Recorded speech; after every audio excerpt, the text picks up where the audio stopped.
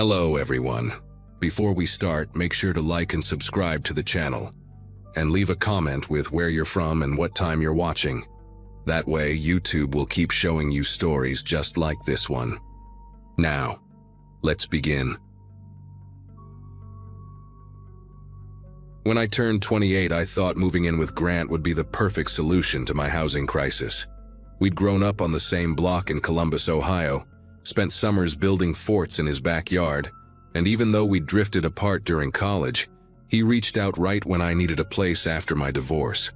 His townhouse near German Village had a spare bedroom, the rent was reasonable, and honestly, I was just grateful to have somewhere stable while I got my life back together.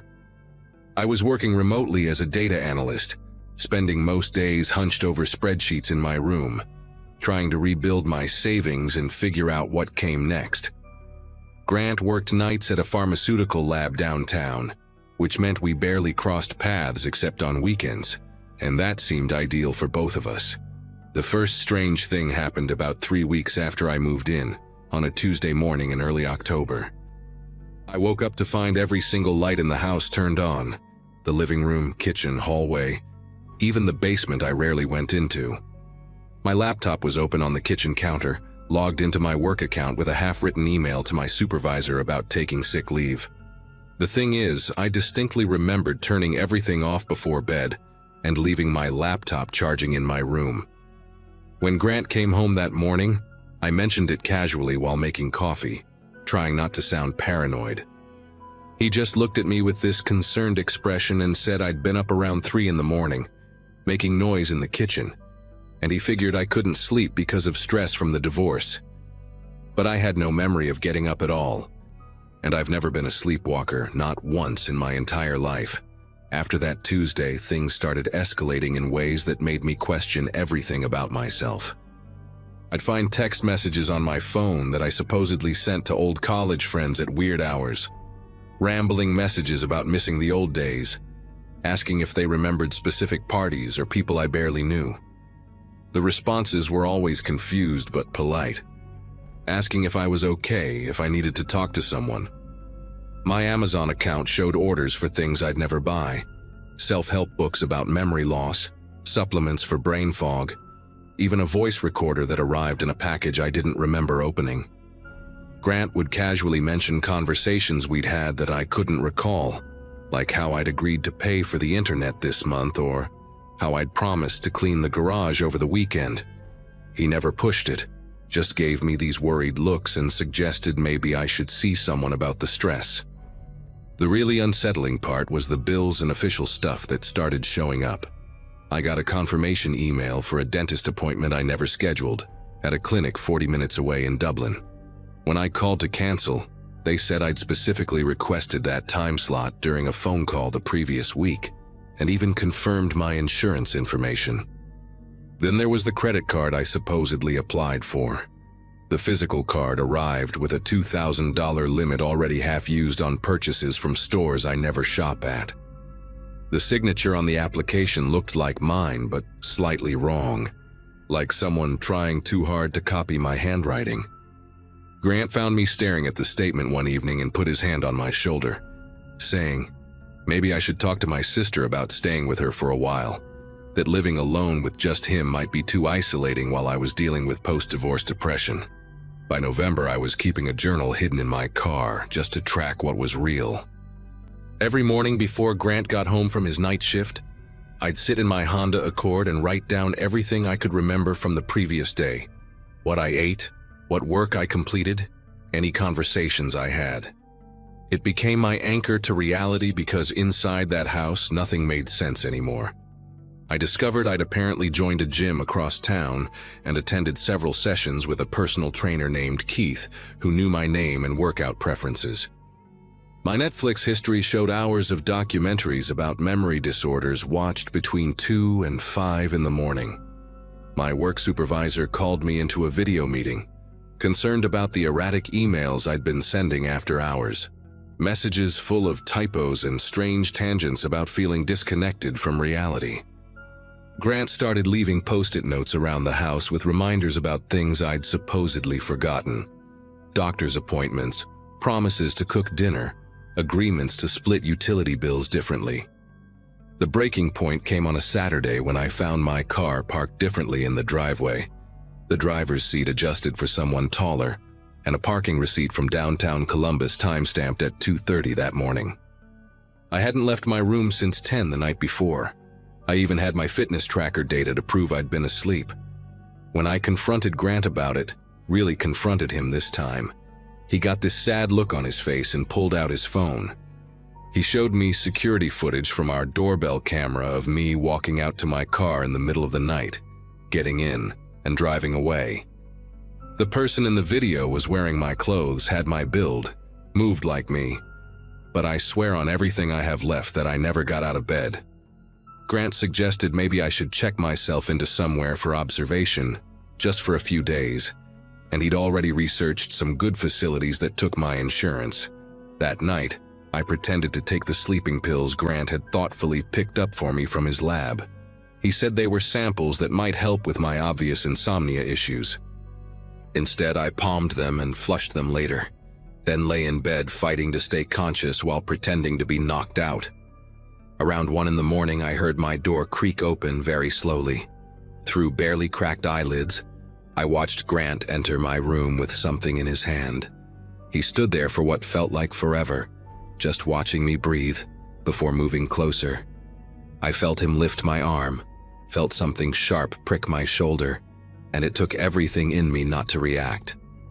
He stayed for another few minutes, occasionally saying my name softly, testing if I'd respond.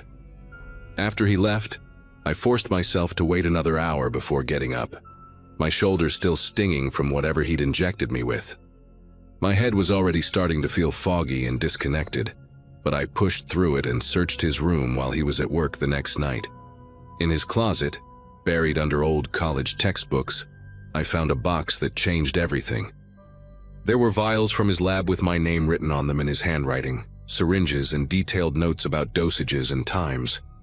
But the worst part was the external hard drive full of videos, dozens of recordings of me doing things I didn't remember, all taken from hidden cameras throughout the house. In the videos, I moved slowly, mechanically, like a puppet being guided through routines. There was footage of me typing those emails, making those phone calls, even signing that credit card application while Grant stood behind me, coaching me through each action in a calm, steady voice. In one video from just 3 nights ago, he had me practicing his signature over and over on a notepad, telling me it was mine, that this was how I'd always signed my name.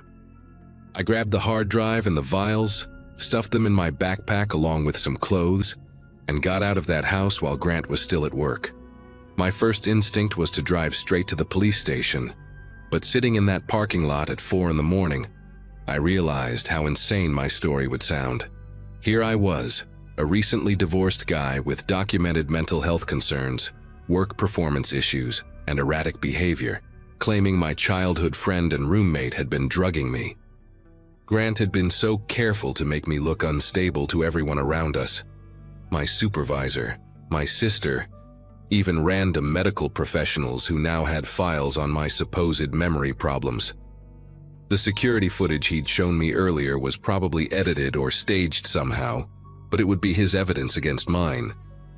I sat there in my car until sunrise trying to figure out who would believe me, which authorities to trust, how to prove something that had been designed from the start to make me look delusional. I ended up driving to my sister's place in Cincinnati, showing up at her door looking exactly like the mess Grant had been telling her I was. But I had the hard drive, I had the vials, and most importantly, I had enough clarity left to explain everything chronologically before whatever he'd been injecting me with completely scrambled my ability to think straight. She wanted to take me to the hospital immediately, but I convinced her to watch just one video first. The look on her face when she saw Grant positioning my unconscious body at the computer, when she heard him dictating the emails word by word while I typed them out like a zombie. That validation meant everything. We went to the police together that afternoon, and with the physical evidence, they finally took me seriously enough to investigate. They found more cameras when they searched the house, some in places I don't even want to think about, and Grant's lab confirmed that several restricted substances were missing from their inventory. Grant was arrested 2 days later at his lab, and the detective told me he didn't even try to deny it once they presented the evidence. He apparently told them it started as an experiment, just curiosity about suggestibility and memory formation using low doses of midazolam and other compounds from work. He said he picked me because I was vulnerable after the divorce, isolated, and he knew my history well enough to manipulate the gaps. The credit cards, the forged signatures, those were just him taking advantage once he realized how completely he could control me during those drugged states. What haunts me most is that he kept detailed journals about my responses, like I was just another lab project, noting which drug combinations made me most compliant, which suggestions stuck better in my scrambled memory. The prosecutor said he'd been planning this since before he reached out about the room, that he'd specifically waited until my life was falling apart to make his move. It's been 6 months now since I got out, and I'm still recovering from whatever neurological damage those drugs caused. Some days I wake up genuinely unsure if my memories from the previous day are real, and I have to check my journal, check with my sister, check the date on my phone just to anchor myself. The therapy helps, but there are chunks of those 3 months living with Grant that are just gone forever. Things I did that I'll never remember, and other memories that feel real but might be completely fabricated from his suggestions. I'm sharing this because I need people to understand that the monster in your life doesn't always come from outside. Sometimes it's the person who knows you best, who uses that knowledge to systematically destroy your grip on reality. Grant got 15 years, but I got a life sentence of never fully trusting my own mind again. If someone you love starts telling you that you're forgetting things, that you're not yourself lately, please get a second opinion before you start believing them.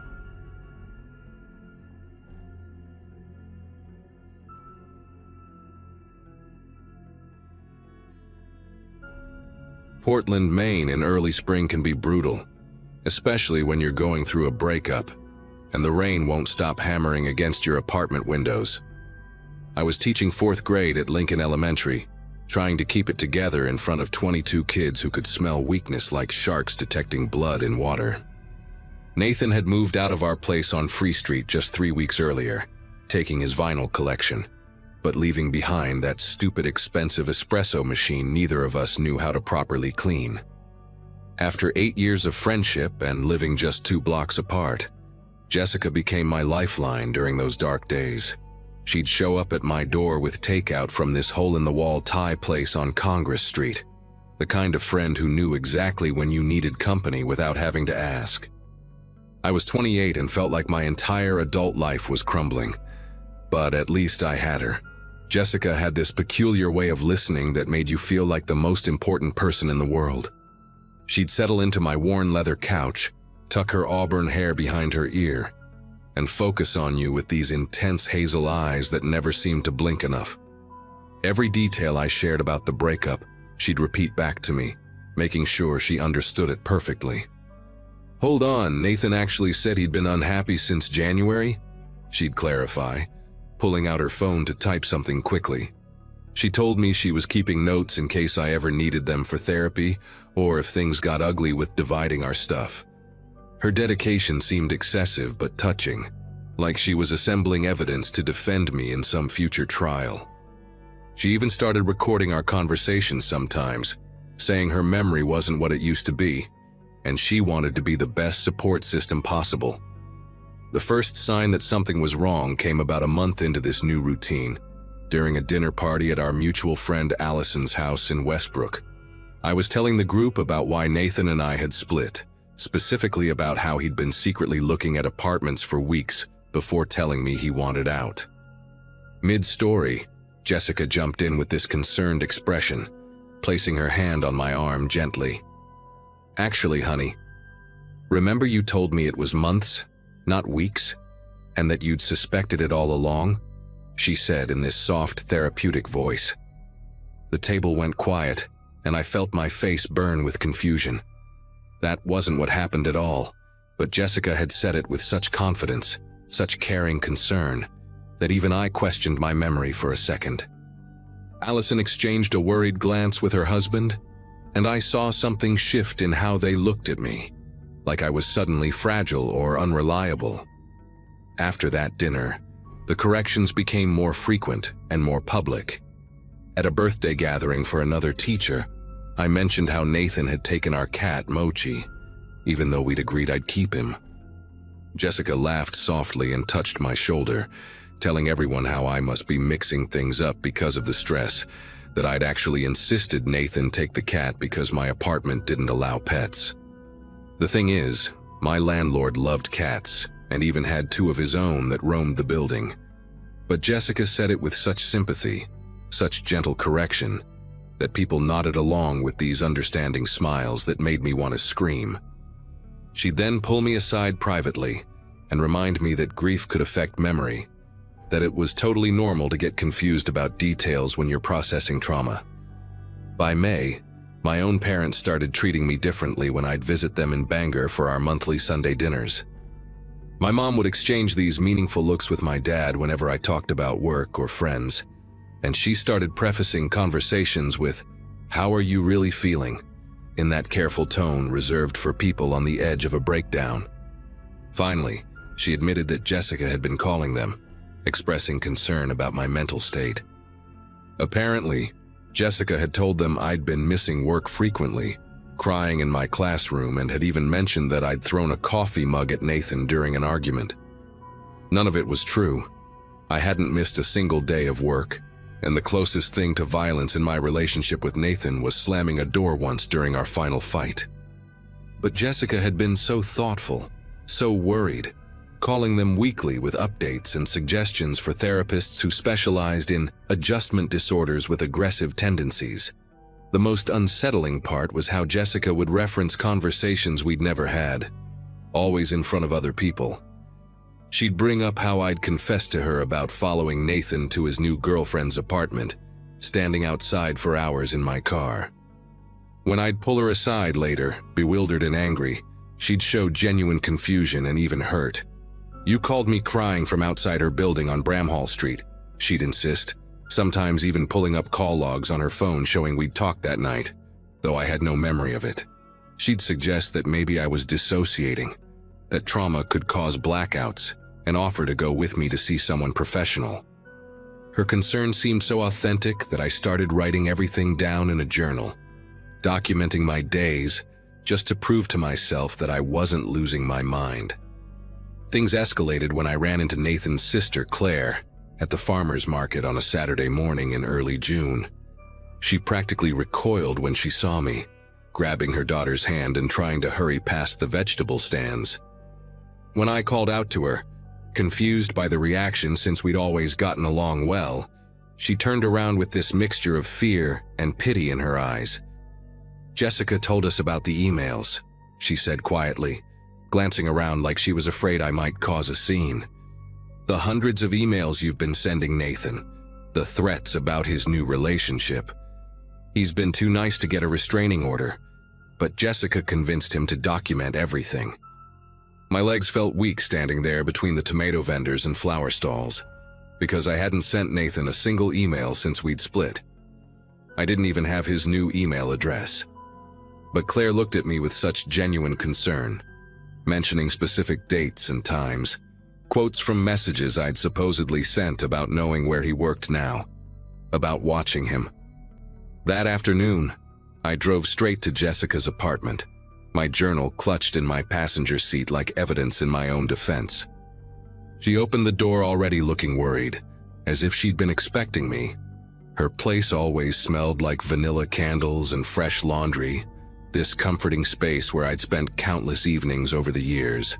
But now it felt different, like walking into a therapist's office where you're the subject of a case study. Before I could even speak, she guided me to her kitchen table, made me chamomile tea in my favorite mug she kept just for me, and pulled out her phone. "Claire called me, honey. She's concerned about you approaching them," Jessica said, scrolling through what looked like screenshots. She turned the phone toward me, and there they were, dozens of emails from my address to Nathan, filled with rambling, desperate messages I'd never written. The timestamps matched with evenings when I'd been alone at home, grading papers or watching Netflix. But the words were unhinged, obsessive, nothing like how I wrote or thought. That night, I went home and did something I should have done weeks earlier. I started checking everything systematically. First, my email sent folder, which showed none of the messages Jessica had on her phone. Then my phone call history, which was missing several of the calls Jessica claimed we'd had.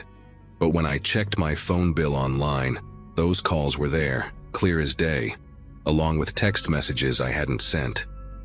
My Facebook messages with mutual friends had conversations I didn't remember having, where I apparently admitted to following Nathan, to driving past his work, to being unable to control my anger.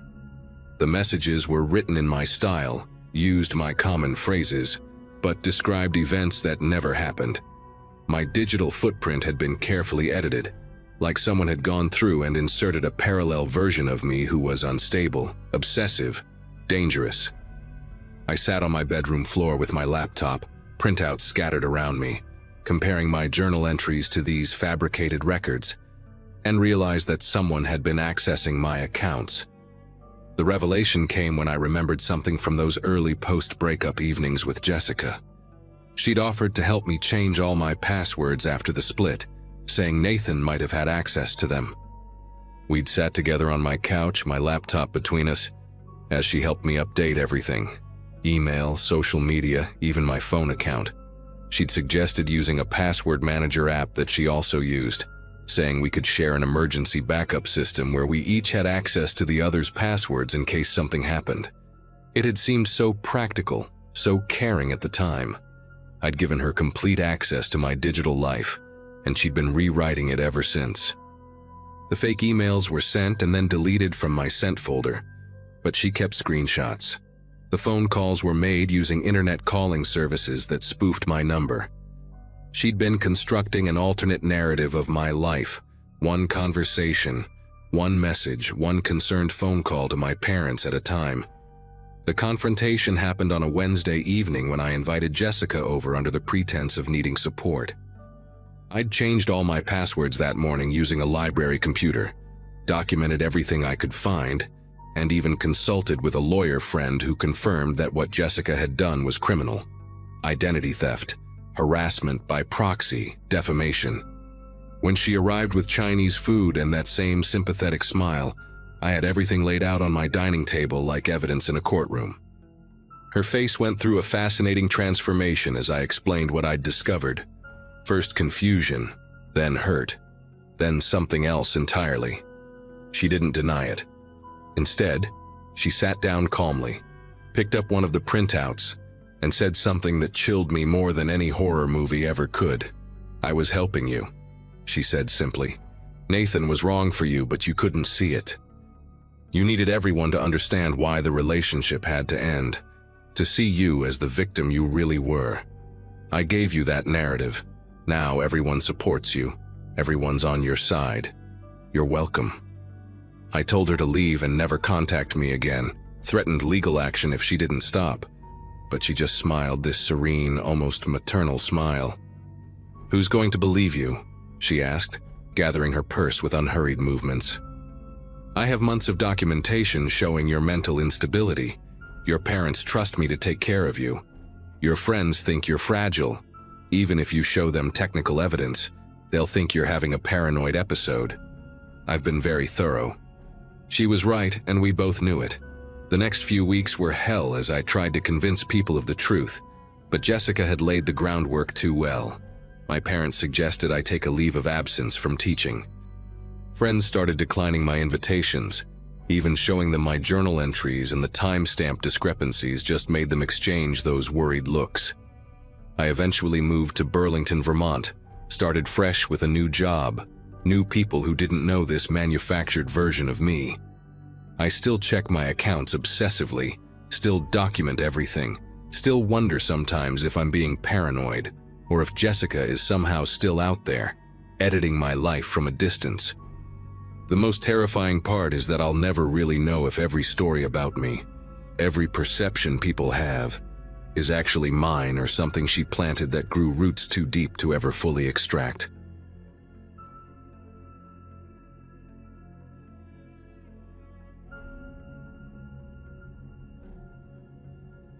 Last year in September, at 26 years old, I was running a gaming channel with my best friend Ethan that was finally taking off after 3 years of grinding.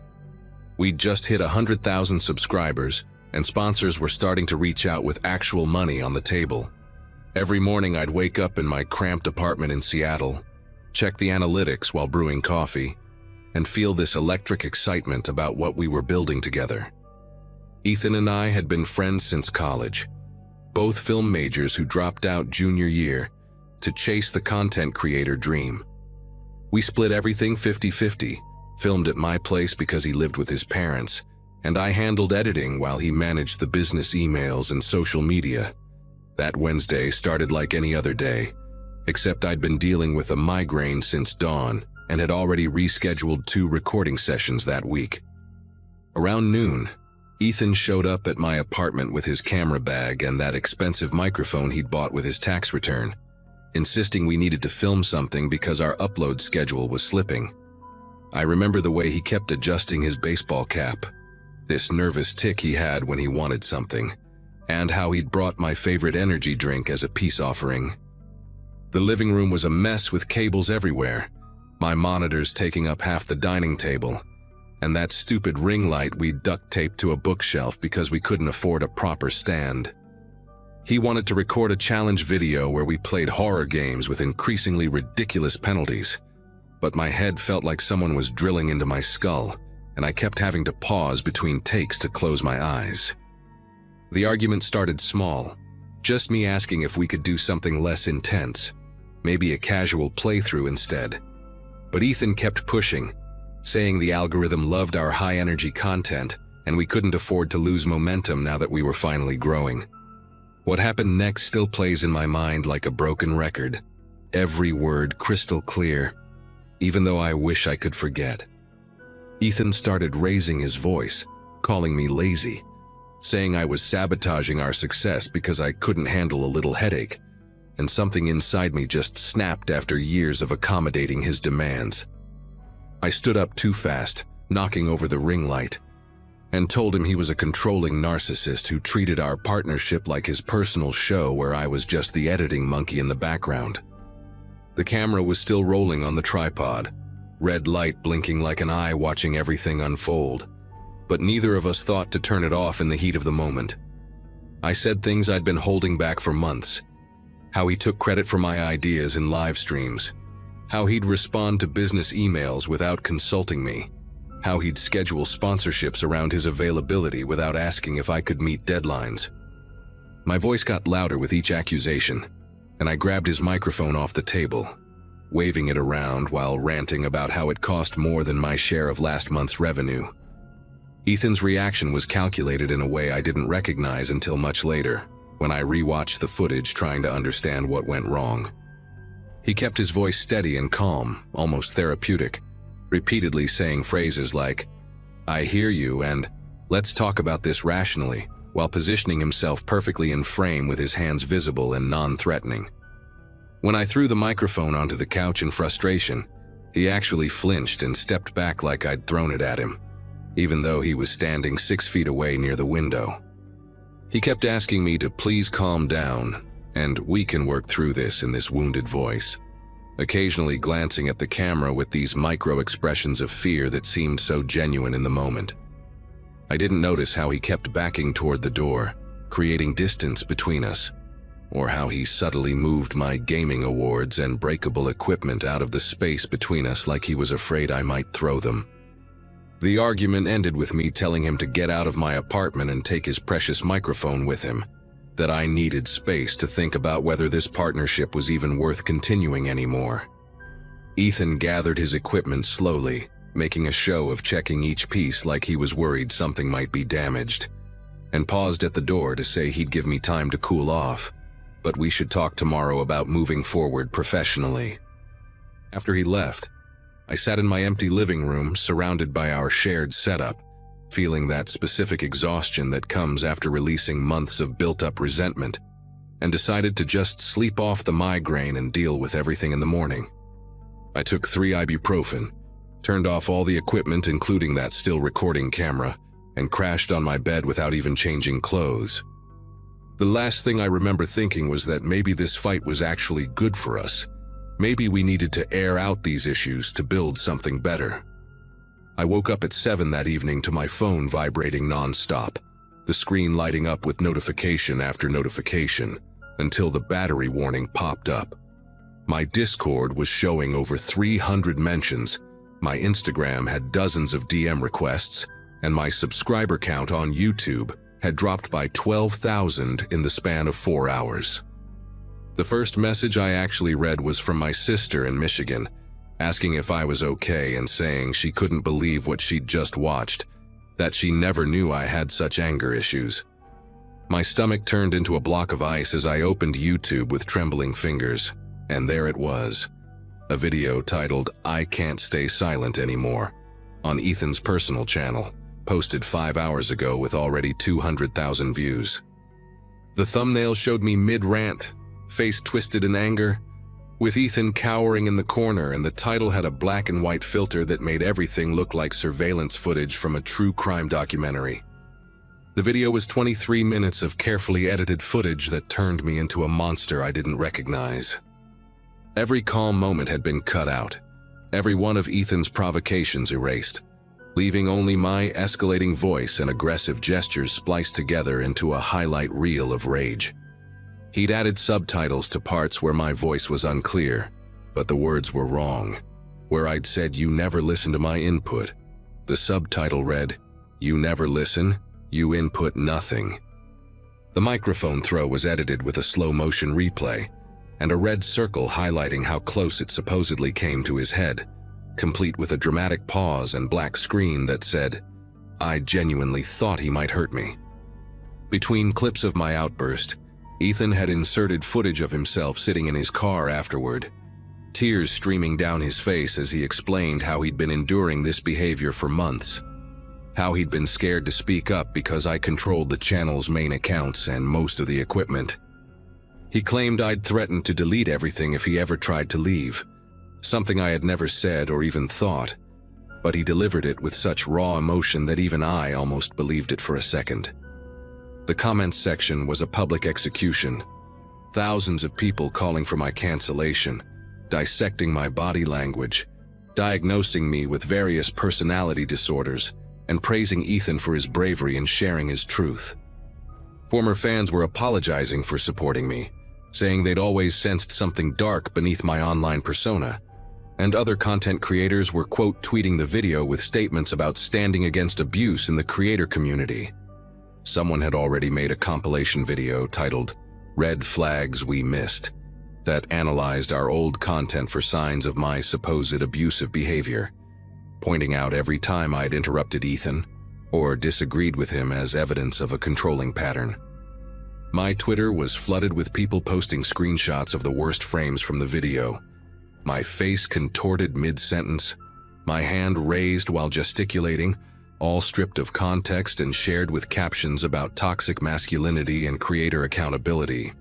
The gaming sponsors who'd been courting us had already posted statements distancing themselves from me, and 2 of them specifically mentioned increasing their support for Ethan's solo work to help him through this difficult time.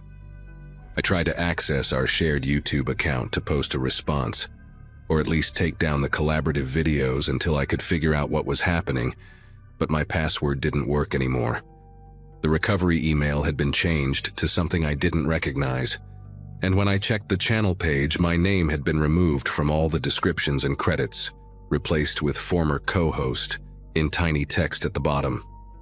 My own personal channel, which I'd barely touched since we started working together, was hemorrhaging subscribers by the minute, dropping from 30,000 to 18,000, while I watched the numbers tick down in real time. I called Ethan 17 times, left voicemails begging him to explain what was happening, why he'd done this, but he never picked up, and eventually my calls went straight to a message saying the number was no longer in service. Tried reaching out to mutual friends, other creators we'd collaborated with, but everyone either ignored me or sent brief messages saying they couldn't associate with me anymore given the circumstances. One person, a streamer named Vanessa, who'd been on our podcast twice, actually told me she'd suspected something was wrong when she noticed how I dominated conversations and cut Ethan off during recordings. The most devastating part was discovering that the video had been uploaded from my own account, not our shared channel, not Ethan's personal one, but my individual creator account that I'd forgotten even had upload access to our main content.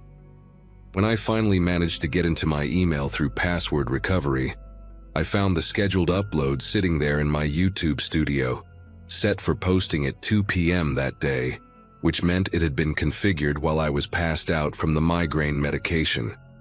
The metadata showed it had been scheduled 3 weeks ago, on a day when Ethan had borrowed my laptop to check analytics, while his was supposedly getting repaired.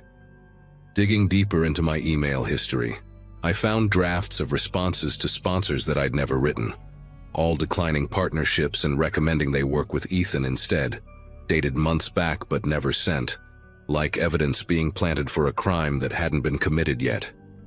There were even rough cuts of the confession video in my Google Drive, multiple versions with different edits, testing which combination of clips would look the most damaging, all uploaded systematically over the course of 2 months from IP addresses that traced back to various coffee shops near Ethan's parents' house.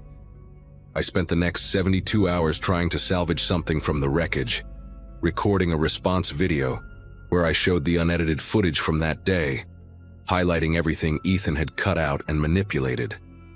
But it was useless because the original narrative had already cemented itself as truth in everyone's minds, and my video looked exactly like what guilty people do, desperately trying to reframe evidence, making excuses, playing the victim when caught.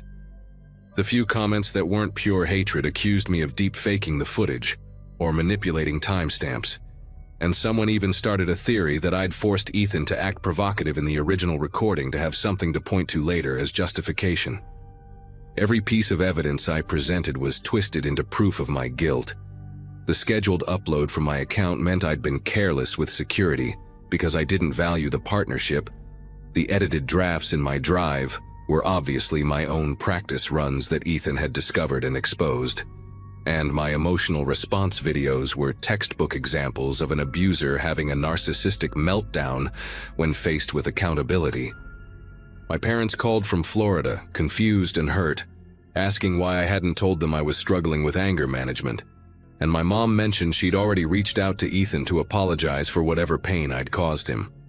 Within a week, Ethan had gained 200,000 new subscribers from the drama, launched a solo channel with massive support, and secured 3 major sponsorship deals from companies wanting to support his fresh start and healing journey.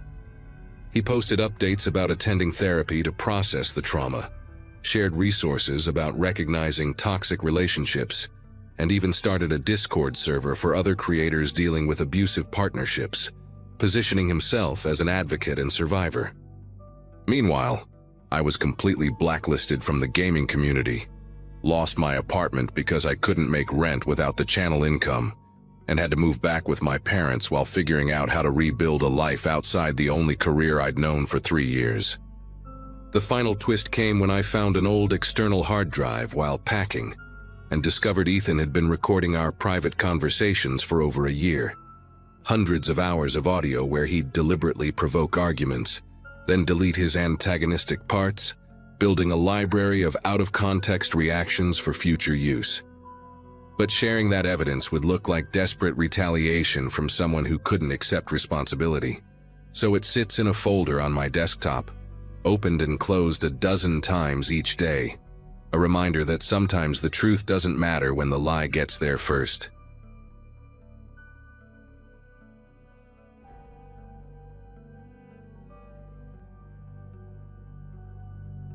My roommate Jenna and I had been best friends since our freshman year at Colorado State, and by 26, I thought I knew everything about her. We'd moved to Denver together after graduation, survived terrible jobs, worse boyfriends, And that one year we lived above a couple who fought every single night until 3 in the morning. August was always our favorite month because the city finally cooled down enough to eat outside without sweating through our clothes, and we had this ritual of trying a new restaurant every weekend. I worked at a marketing firm downtown, one of those glass buildings where everyone wore blazers and pretended to care about metrics. But the pay was decent, and I'd just gotten promoted to senior account manager. Jenna was a graphic designer at a startup that made meditation apps, which meant she worked from home most days and had way too much time to scroll through social media between projects. The Honesty Challenge found us the way most terrible ideas do these days, through a perfectly edited video with upbeat music and beautiful people crying happy tears. Jenna sent it to me on a Wednesday morning with about 15 exclamation points and the prayer hands emoji, which was her way of saying she'd already decided we were doing it. The premise was deceptively simple. 2 friends would take turns posting truths about each other for 7 days, showing the world what real friendship looked like when you stripped away all the filters and fake positivity. The videos we watched showed friends revealing sweet secrets, like how one secretly paid for the other's groceries during a rough patch, or how someone conquered their fear of flying to be at their friend's wedding. The comment sections were flooded with hearts and people tagging their own best friends, calling it the most wholesome trend of the year. I should have paid attention to the way Jenna's eyes lit up when she explained the rules to me over lunch at this Greek place we loved on Larimer Street. She kept talking about how brave these people were, how authentic, how the challenge was exposing the fake corporate culture of social media and replacing it with real human connection. Her salad sat untouched while she scrolled through example after example, showing me posts that had gone viral, pointing out how the revealing friend always got more engagement than the one being revealed about. She already had our first post planned out in her head. She'd start by sharing how I'd helped her through her eating disorder in college, something she'd never told anyone publicly, and I could share about the time she drove 8 hours straight to pick me up from that disastrous spring break trip in 2018. It all sounded so meaningful, so deep, the kind of content that would make people believe friendship could save the world. We started that same afternoon, and the first 3 days were exactly what we'd expected.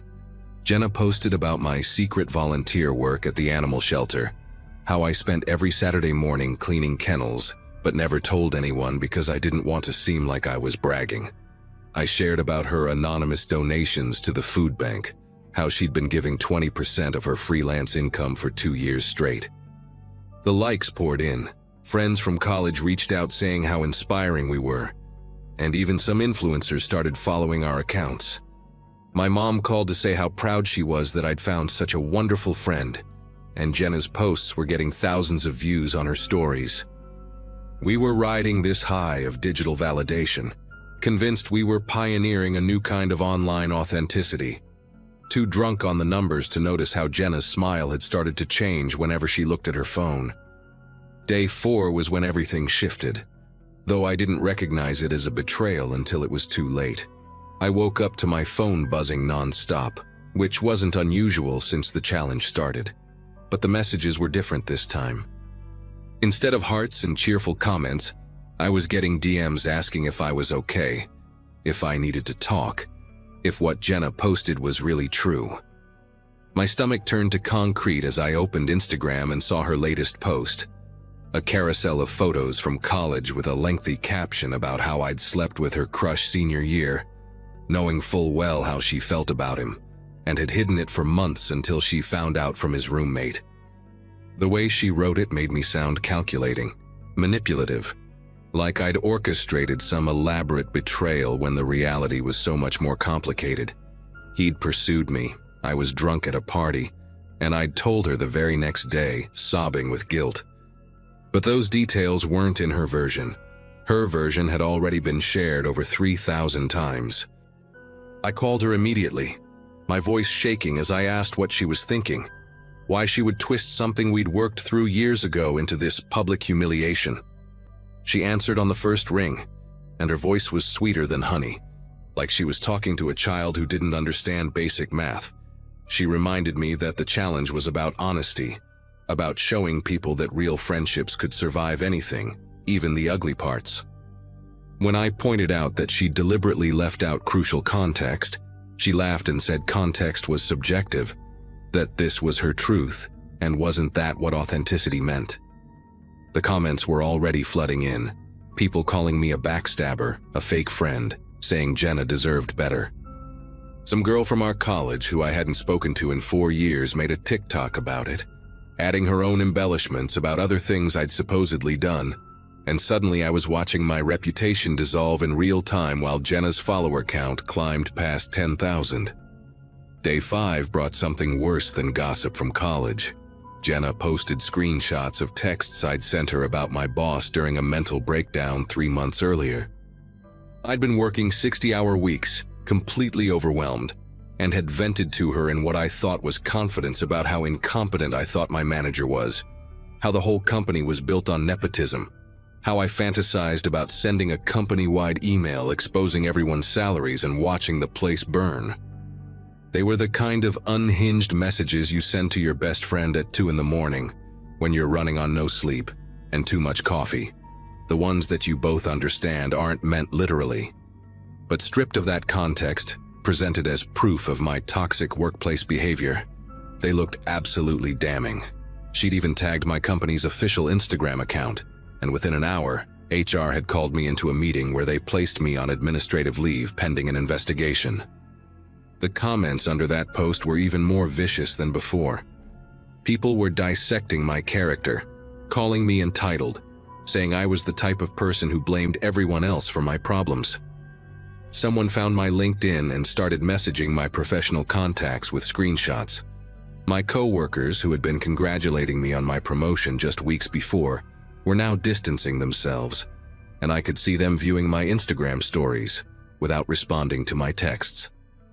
But what really made me sick was Jenna's response video to all the support she was getting, tears streaming down her face as she talked about how hard it was to be honest about someone you loved, how the challenge had opened her eyes to toxic patterns she'd been enabling for years. She was getting interview requests from podcasts about friendship and boundaries, and brands were reaching out for partnerships. She was monetizing my destruction, and when I tried to defend myself in my own post, explaining the real context, people accused me of gaslighting her and trying to silence her truth. Day 6 nearly broke me completely when I woke up to find she'd posted about my abortion from 2 years ago, something exactly 3 people in the world knew about. She'd framed it as concern for my mental health, writing this long caption about how she'd supported me through the trauma, but worried about my refusal to process it properly, how I'd been self-medicating with wine and casual sex ever since. None of that was true. I'd gone to therapy, I'd processed it in my own way, and my dating life was nobody's business but mine. But she'd included just enough real details: the clinic's location, the date, the fact that I'd eaten nothing but strawberry ice cream for a week afterward, that everyone knew it was authentic. My phone started ringing with calls from my Catholic mother, who I'd never told because I knew it would destroy our relationship. My dad texted asking if I was really his daughter anymore. My younger sister blocked me on everything without a word, and I could see from mutual friends' stories that she was crying at family dinner while everyone comforted her about having such a disappointing sibling. I drove to Jenna's apartment that evening, my whole body trembling with rage and devastation. When she opened the door, she was filming herself, talking to her phone about how she was about to have a difficult conversation with someone she loved, who was struggling to accept accountability. She had this serene expression, like some wellness guru about to dispense life-changing wisdom, and she gestured for me to come in without ever putting the phone down. Her apartment was different. New furniture, fresh flowers everywhere, packages from brands stacked by the door. She'd transformed her space and her entire persona in less than a week, feeding off my humiliation like some kind of digital parasite. When I demanded she stop, told her she was destroying my life, she tilted her head and spoke in that same honeyed voice she'd been using all week. She said the internet just loved authenticity, that people were connecting with our story because it was real, that I should be grateful we were starting important conversations about female friendship and accountability.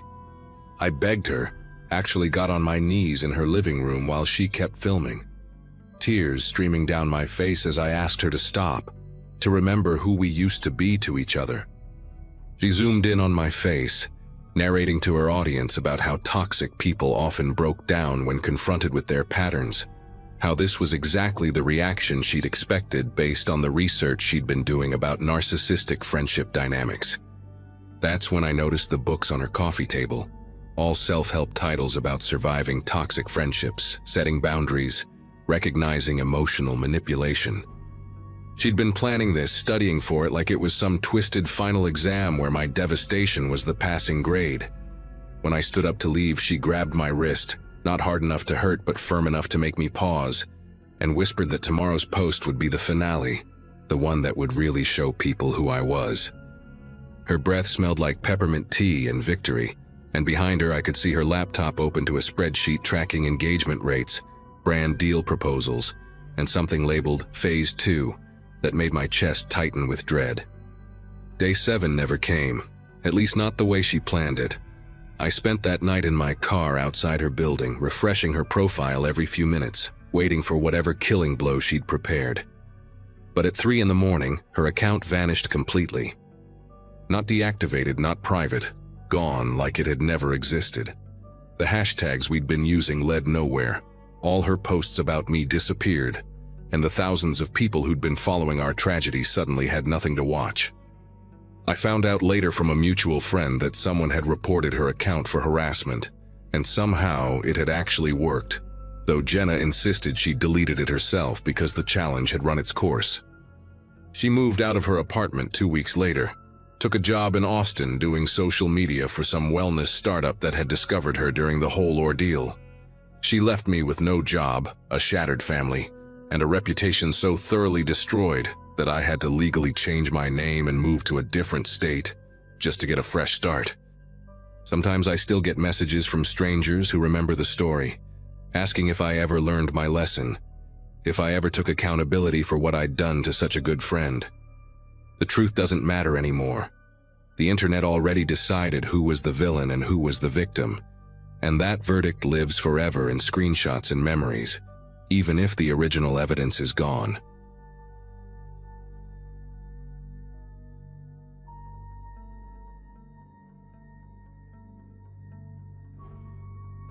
The excavators arrived at Millbrook Bridge on a Thursday, their yellow metal arms gleaming against the gray November sky.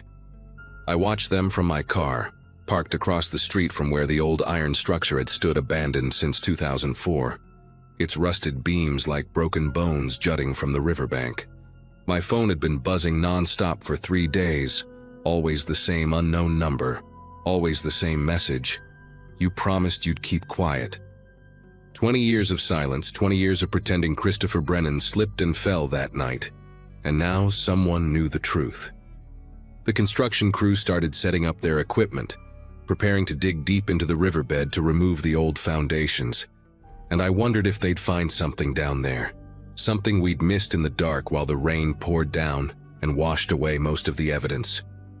My throat felt like sandpaper as I watched them mark the excavation zones with orange spray paint, each X bringing them closer to the exact spot where everything went wrong.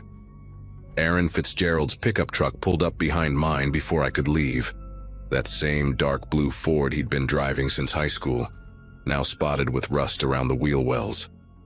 We hadn't spoken since that night in 2004, hadn't even made eye contact at the grocery store or the gas station during the rare times we'd crossed paths in our small Illinois town.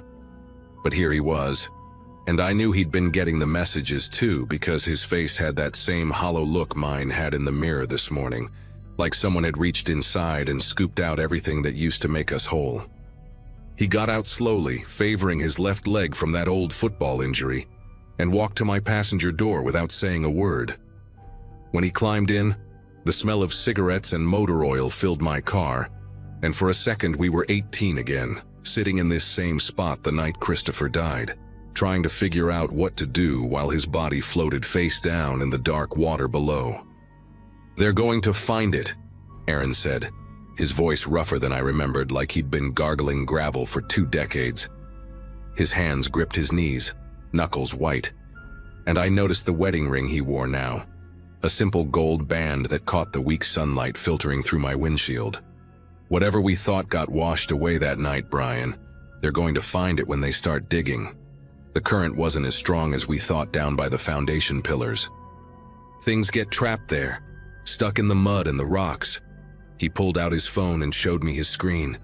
Dozens of the same message from different numbers, all saying variations of the same thing. You promised, you lied, you killed him.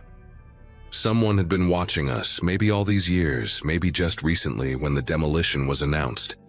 But either way, they knew what we'd done, and they were getting louder about it. The foreman was shouting orders now, pointing at different sections of the bridge while his crew nodded and took notes on their clipboards. They'd cordoned off a 100-foot radius around the structure, yellow tape fluttering like party streamers in the wind.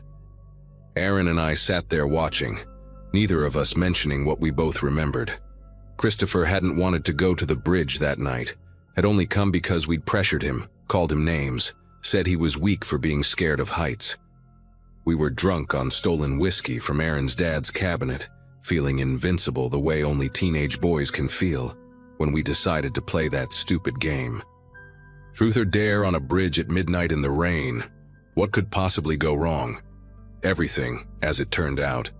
Everything could go wrong when you're 18 and angry, and someone says the wrong thing about the wrong girl at the wrong moment. Her name was Melissa Vance, and she was dating Christopher even though Aaron had been in love with her since freshman year.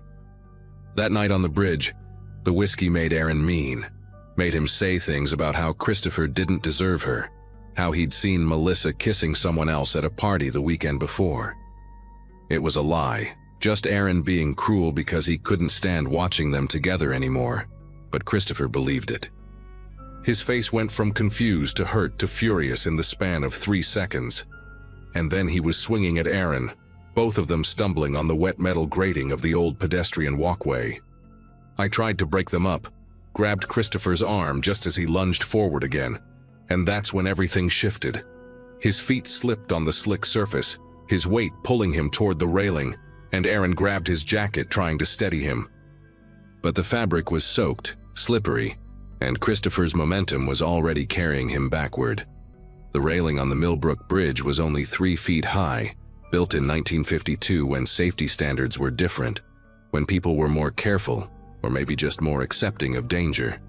Christopher hit it at hip level, his upper body tilting back over the edge while Aaron still held his jacket. And for one terrible second, we all stood frozen in this impossible tableau. Aaron could have pulled harder, could have yanked him forward to safety, and I could have grabbed Christopher's legs, could have anchored him somehow. But we didn't. We just stood there for that eternal second, looking into Christopher's eyes as he realized what was about to happen. And then Aaron's grip loosened, just slightly, just enough. It wasn't murder, not exactly, but it wasn't an accident either. It was something in between, something there's no good word for, something that 2 18-year-old boys would carry for the rest of their lives. Christopher fell backward into the black water 40 feet below, his arms windmilling through the air, never making a sound. The splash was smaller than you'd expect, swallowed immediately by the rain and the river's current. Aaron and I stood at the railing, staring down at the darkness, waiting for him to surface, telling ourselves he'd pop up any second, gasping and cursing and swimming for shore. 5 minutes passed, then 10, and we were scrambling down the muddy embankment, slipping and sliding, tearing our hands on rocks and branches. We found him caught against a concrete support pillar, face down, his jacket snagged on a piece of rebar sticking out from the crumbling foundation. The water was only chest deep there, but it had been enough. We pulled him out, tried CPR even though we barely knew how, pushed on his chest and breathed into his lungs until we were both sobbing and exhausted. But Christopher was gone, had probably been gone from the moment he hit the water, and we were left with a body and a choice. The story we told was simple and believable. 3 drunk teenagers on a bridge. Christopher slipped. We tried to save him but couldn't. We were careful about the details, made sure our accounts matched without sounding rehearsed. Aaron had a bruise on his cheek from the fight, but we said it happened when we were trying to pull Christopher from the water, that I'd accidentally elbowed him in the panic. The police believed us, everyone believed us, because why wouldn't they? We were good kids from decent families, honor roll students headed to college in the fall. Christopher's parents held us while they cried, thanked us for trying to save their son, and that almost broke me completely. Melissa never spoke to either of us again, moved away 2 weeks after the funeral, and I heard she became a nurse somewhere in California. Aaron and I stopped being friends without ever discussing it, like magnets that suddenly repelled each other, because looking at each other meant remembering that second when we chose to let go. Someone was there that night, Aaron said suddenly, pulling me back to the present. He showed me another message on his phone, this one different from the others. A photo, grainy and dark, but unmistakable. It was us on the bridge, Aaron holding Christopher's jacket, me standing frozen beside them, and you could see it all. The angle of Christopher's body, the way we weren't really trying to save him. This came through an hour ago. They want $50,000 or they're sending it to the police and Christopher's parents. His voice cracked on the last word, and I realized he probably had kids now. A whole life built on top of this secret. The construction crew was unloading an excavator from a flatbed truck, its metal tracks clanking against the pavement. In a few hours, they'd start tearing into the earth around the bridge's foundation, and I wondered what else might be down there besides mud and rocks. I pulled out my own phone and scrolled through the messages I'd been ignoring all week.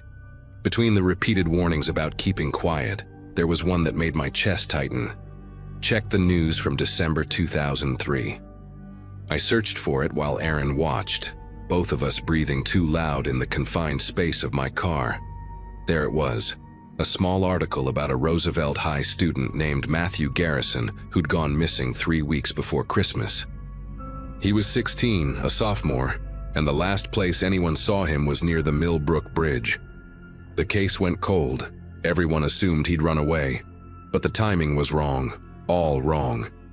Matthew Garrison had been Melissa's younger brother, something I'd completely forgotten until I saw his school photo staring back at me from my phone screen. Those same green eyes Melissa had, that same stubborn chin, and suddenly the messages made a different kind of sense.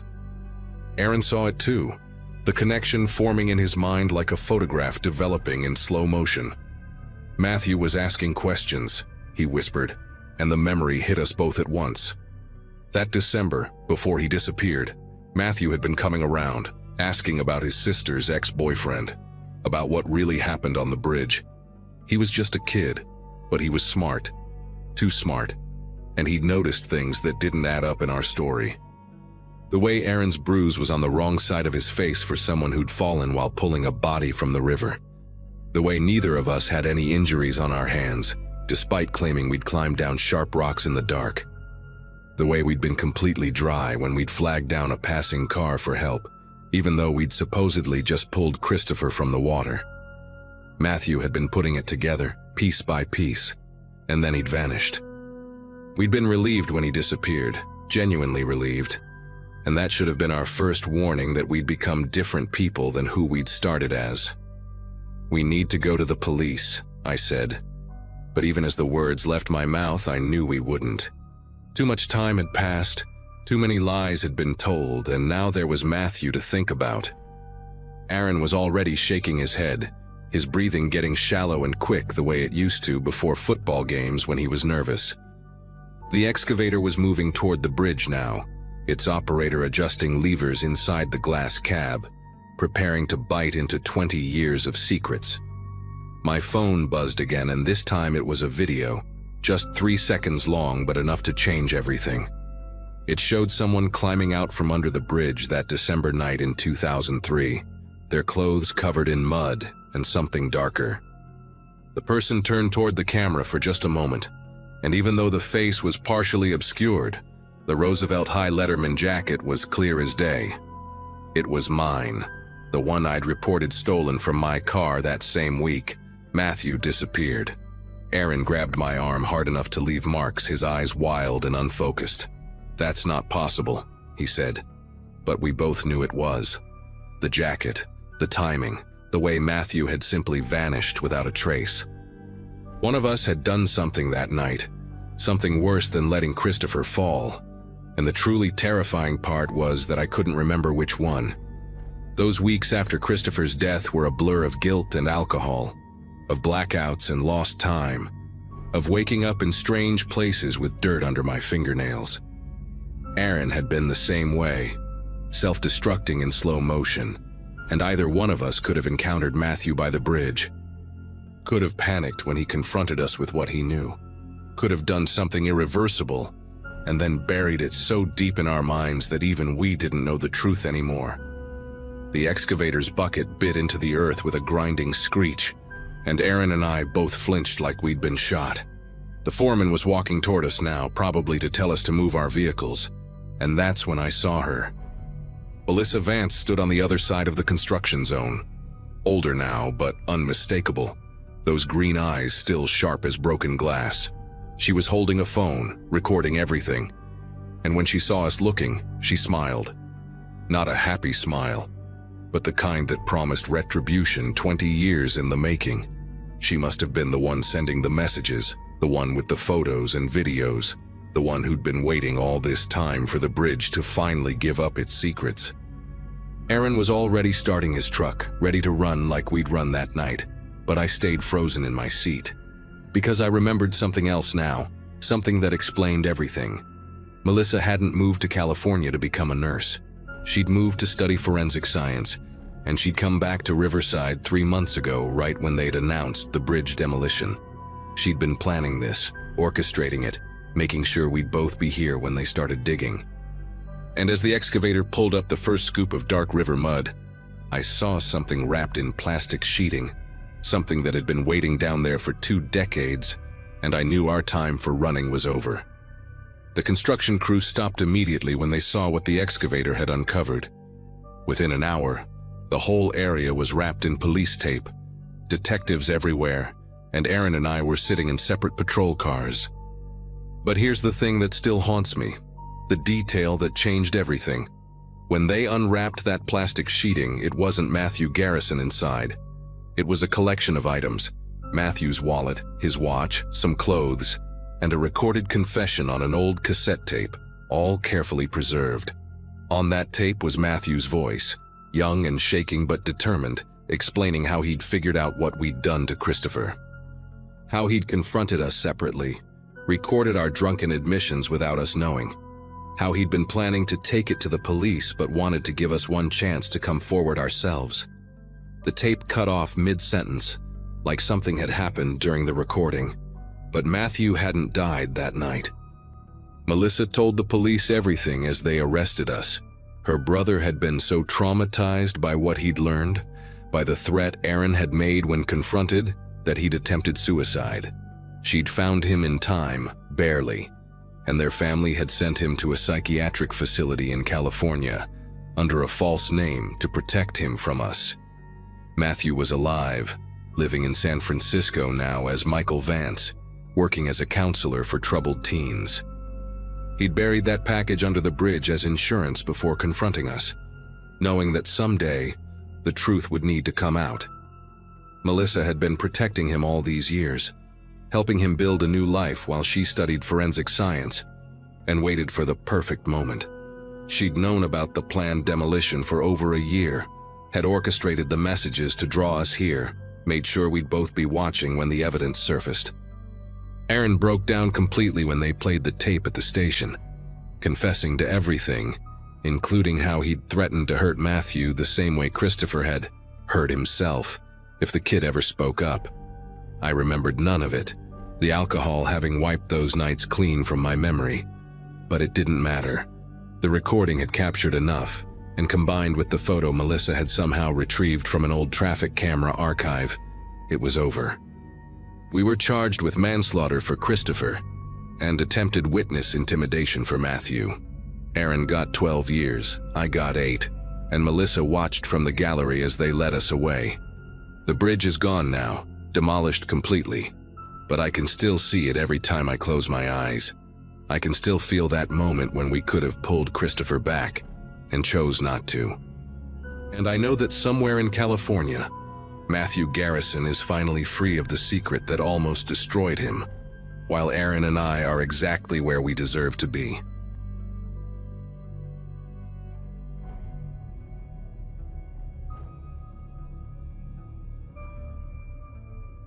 Finding Bradley through that roommate app felt like winning a small lottery. The guy was quiet, paid his share of the Phoenix apartment 3 days early every month, and had already furnished the place with leather couches and a TV setup that probably cost more than I made in 2 months teaching 7th grade. 26 and still paying off student loans, I couldn't exactly be picky about roommates, but Bradley exceeded every expectation. He worked IT support for some financial company downtown, kept vampire hours that meant we barely crossed paths, and had this whole smart home system rigged up. Lights you could control with your voice, a thermostat that learned your schedule, even a refrigerator that could tell you when the milk was going bad. The apartment itself sat on the 7th floor of one of those new buildings with a gym nobody uses and a rooftop pool that was always too crowded. Bradley had been there 8 months before me, had the bigger bedroom with the bathroom attached, but charged me way less than half the rent because he said he valued stability over money. The camera showed up in May, maybe 10 weeks after I'd moved in, mounted right where the living room met the hallway to our bedrooms. Bradley brought it home in an Amazon box on a Tuesday, spent an hour installing it while I graded papers at the kitchen counter. He explained that 3 units in the building next door had been hit by break-ins. Someone was apparently following delivery trucks and grabbing packages, then coming back later for bigger hauls. The camera was small, black, about the size of a golf ball with a subtle red light that pulsed every few seconds like a tiny heartbeat. Bradley showed me how it covered the front door, the kitchen entrance, most of the living room. Said his computer equipment alone was worth more than my car. Couldn't be too careful. He even downloaded the app on my phone right there, typed in the password himself, showed me how to check the live feed and review recordings from the past week. I remember joking that now I'd have proof when I sleepwalked to the kitchen for midnight snacks, and he laughed. But it was this weird, short laugh that ended too quickly. For weeks, everything felt normal. I'd wave at the camera when I came home from school.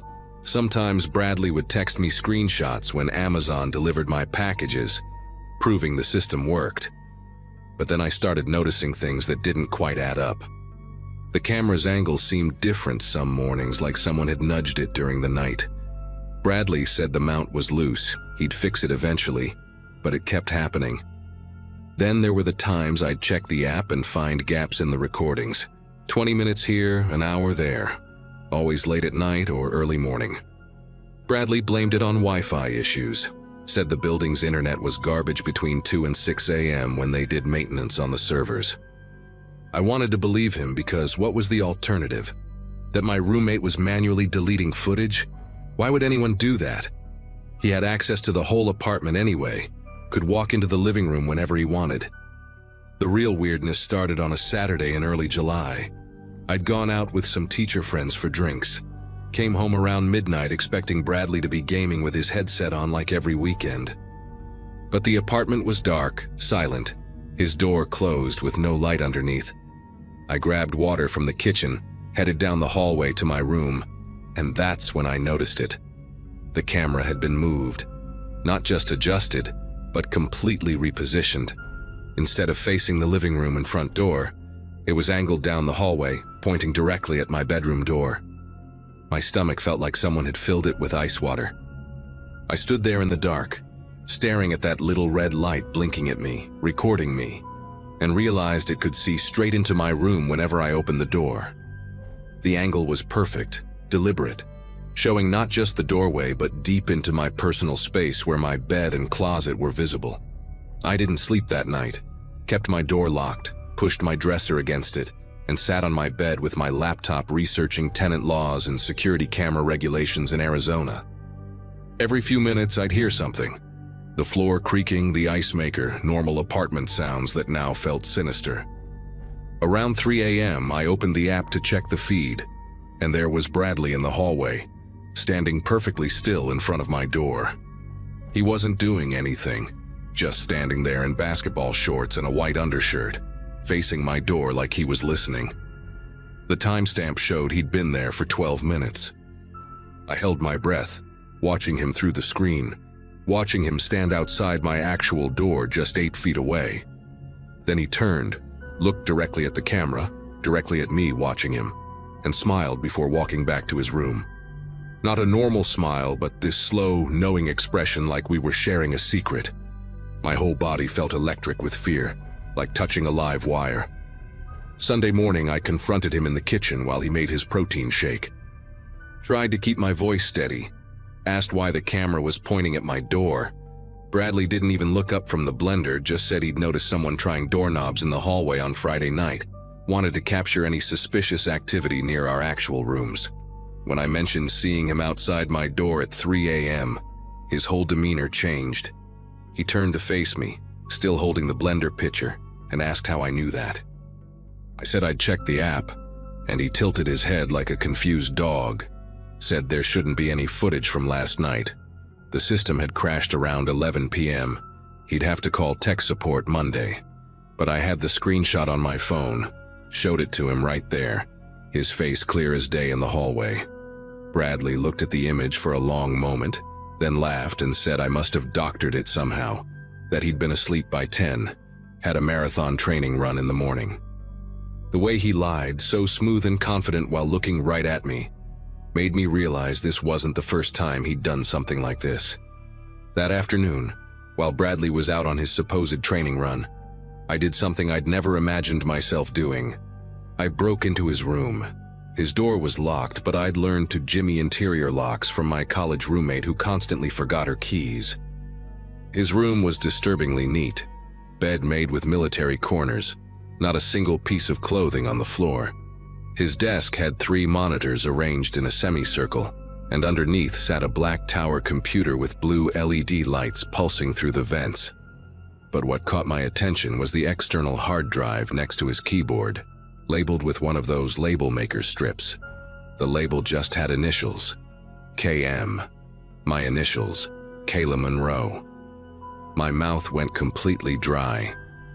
I plugged the drive into his computer, which was still logged in, and found dozens of folders organized by date. Each folder contained hours of footage, but not from the living room camera angle I knew about. These were from a different camera, one that showed the inside of my bedroom. The earliest files dated back to my first week in the apartment, 2 months before he'd installed the security camera in the living room. I clicked through the videos with trembling fingers, seeing myself getting dressed, sleeping, having private phone conversations with my mom, even intimate moments I thought were completely private. There was footage of me crying after a bad day at work, dancing alone to music while cleaning, changing clothes after my morning runs. He'd captured everything, organized it meticulously, even had subfolders labeled morning routine, phone calls, and worst of all, sleeping. The sleeping folder had hundreds of clips, some showing him entering my room while I was unconscious, standing at the foot of my bed, sometimes for 20 or 30 minutes according to the timestamps. In one video from just 3 nights ago, he reached out and touched my hair while I slept, smoothing it away from my face with this tender, sick gesture that made bile rise in my throat. I grabbed the hard drive, took photos of everything with my phone, and ran back to my room to pack. I needed to get out immediately, call the police from somewhere safe, somewhere he couldn't watch me anymore. I threw clothes into my gym bag, grabbed my laptop and important documents, but as I reached for my bedroom door, I heard the front door open. Bradley was back early. His footsteps came down the hallway, stopped right outside my room. He knocked twice, soft and polite like always, and called out that he'd bought Thai food from my favorite place, Extra Spring Rolls. Wanted to apologize for being weird earlier about the camera thing. His voice sounded so normal, friendly even, like we were still just roommates having a minor disagreement. I stayed silent, holding the hard drive against my chest, barely breathing. He knocked again, tried the doorknob, found it locked. Then his voice changed, dropped lower, and he said he knew I'd been in his room, that his computer sent alerts to his phone whenever someone accessed certain files. He knew exactly what I'd seen, what I'd taken, and suggested we talk about it like adults before I did something we'd both regret. The doorknob rattled harder, and I heard him doing something to the lock, probably picking it the same way I'd picked his. I did the only thing I could think of, climbed out my bedroom window onto the fire escape, 7 floors up, wearing socks on the metal grating, clutching my bag and that hard drive like my life depended on it. The Phoenix heat hit me like a wall, even though the sun was setting. Must have been over 90 degrees still. I could hear Bradley inside my room now, calling my name, checking the bathroom, the closet. I practically fell down those fire escape stairs, scraping my legs on the rusted edges, not caring about the noise I was making. When I hit the ground, I ran to my car barefoot, drove straight to a police station 6 miles away. The desk officer took one look at me, disheveled, bleeding from the scrapes, holding a hard drive like evidence in a murder case, and immediately called for a detective. I showed them everything on my phone, gave them the drive, filed a report for stalking, invasion of privacy, breaking and entering. They sent units to the apartment within the hour, but Bradley was already gone. His room was completely cleaned out, computer and all, like he'd been prepared to vanish at a moment's notice.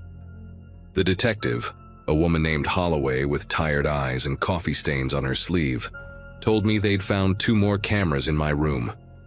One in the ceiling fan, another behind the air vent above my closet. Both were wireless, probably streaming to his computer the entire time I'd lived there. The landlord was horrified, gave me my deposit back immediately, even offered to pay for a hotel while I found a new place. Turns out Bradley wasn't even his real name. The ID he'd used for the lease was fake, sophisticated enough to pass a standard background check, but fell apart under police scrutiny. His fingerprints weren't in any database, and the financial company where he supposedly worked had never heard of him. The roommate app had already deleted his profile, probably part of his exit strategy. Holloway said guys like him were ghosts, could reinvent themselves in a new city within days, already hunting for the next victim. The thought that he was out there somewhere, maybe watching another woman right now, made me physically sick. It's been 4 months since that night, and I still can't shake certain habits. I check every corner of my new studio apartment for cameras, use a radio frequency detector I bought online, cover my laptop camera with tape even though I know it's paranoid. Sometimes I wake up at 3 a.m., convinced someone's standing in my room watching me sleep. The police never found Bradley or whatever his real name was. The hard drive had enough evidence to convict him of multiple felonies, but you can't prosecute a ghost. Holloway calls occasionally, tells me they're still looking, that these cases sometimes break years later when the perpetrator gets sloppy. But I know better. Somewhere out there, he's got a new name, a new roommate, probably calling himself something trustworthy like Tom or Richard, installing security cameras for safety. I started a blog about my experience, and 17 women have contacted me with similar stories. Roommates, landlords, even maintenance workers who installed hidden cameras. None of their stalkers were ever caught either. The only victory I have is that I got out, that I'm alive, that I trusted my instincts when everything felt wrong. Some nights, that's enough. Most nights, it's not even close.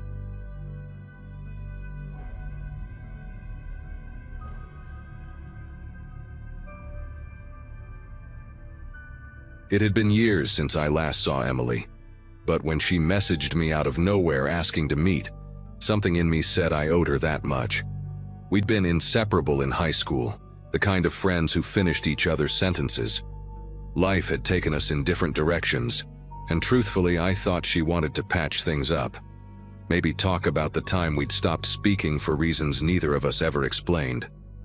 I drove 2 hours to her small town that morning, trying to shake the weird mix of nostalgia and dread I felt the closer I got to her house. The place looked smaller than I remembered. A faded blue 2-story home with paint peeling near the porch railings, wind chimes tinkling softly even though there was barely any breeze.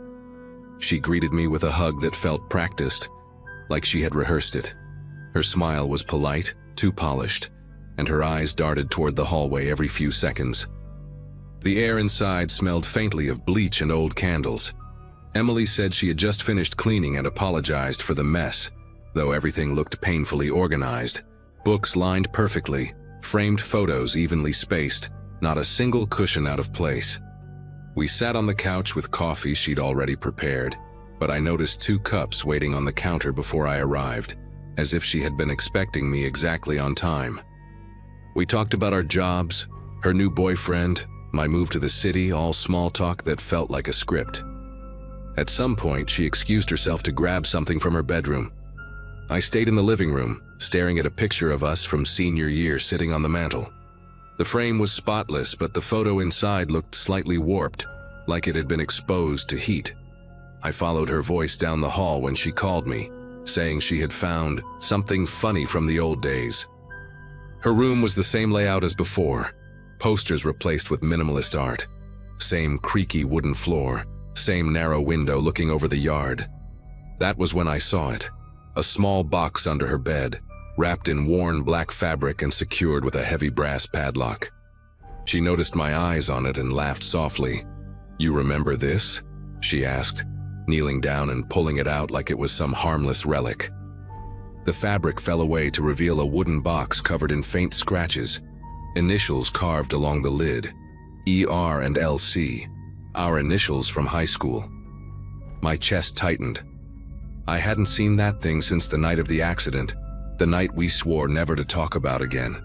Emily brushed the dust off with her palm, looked at me with a strange calm, and said, "I kept it all, just in case." She slid the key into the padlock and turned it with a faint click that echoed louder than it should have. Inside, everything was meticulously arranged. Envelopes tied with string, a few Polaroids, and folded letters written in blue ink. My name was on nearly every piece. She handed me one without saying anything, and when I opened it, I recognized my own handwriting.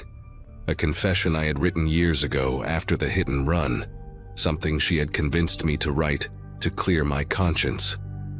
I had thought she destroyed it.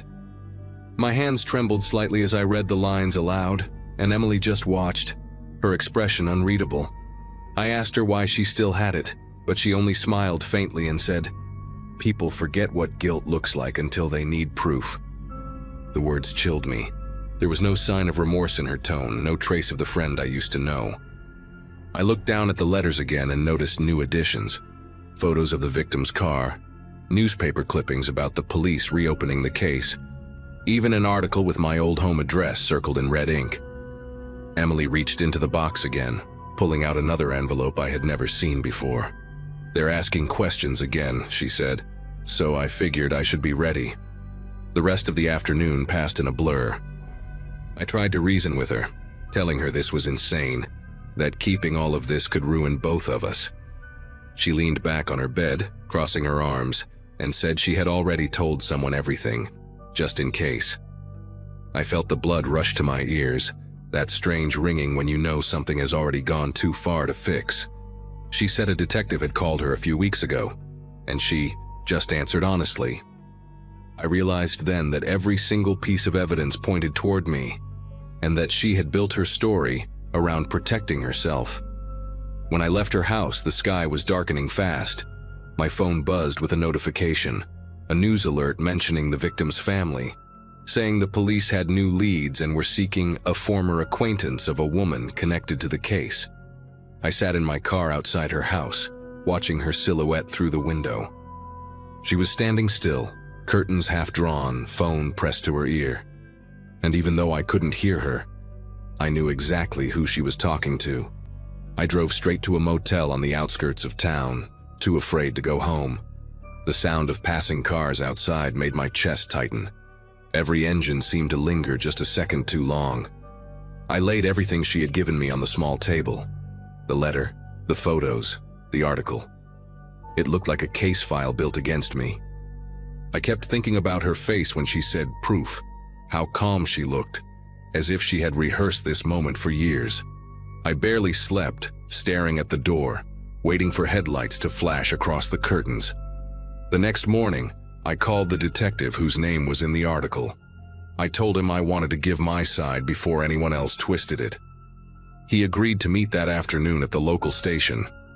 During the interview, he mentioned Emily's statement before I could even bring her up. He said she had claimed I had been driving, that she was just a witness. Hearing her name from his mouth made my throat close. I told him everything, the promise we made, the fear, the panic that night. But it all sounded hollow now, rehearsed and desperate. When I got back to my car, there was an envelope tucked under the wiper. Inside was a single Polaroid from the box, one that showed me standing next to the dented car, staring down at the road. My handwriting was on the back, words I didn't remember writing. "We can't hide forever." I looked around the parking lot, half expecting to see her car somewhere nearby.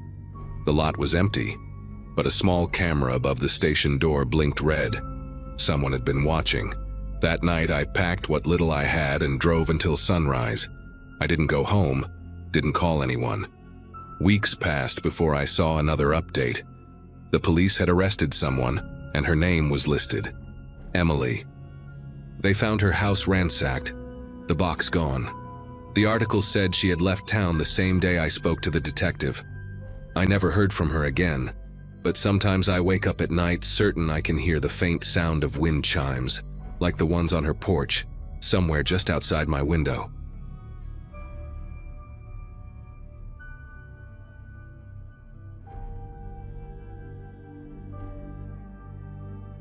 Cleaning my phone had become a weird kind of therapy.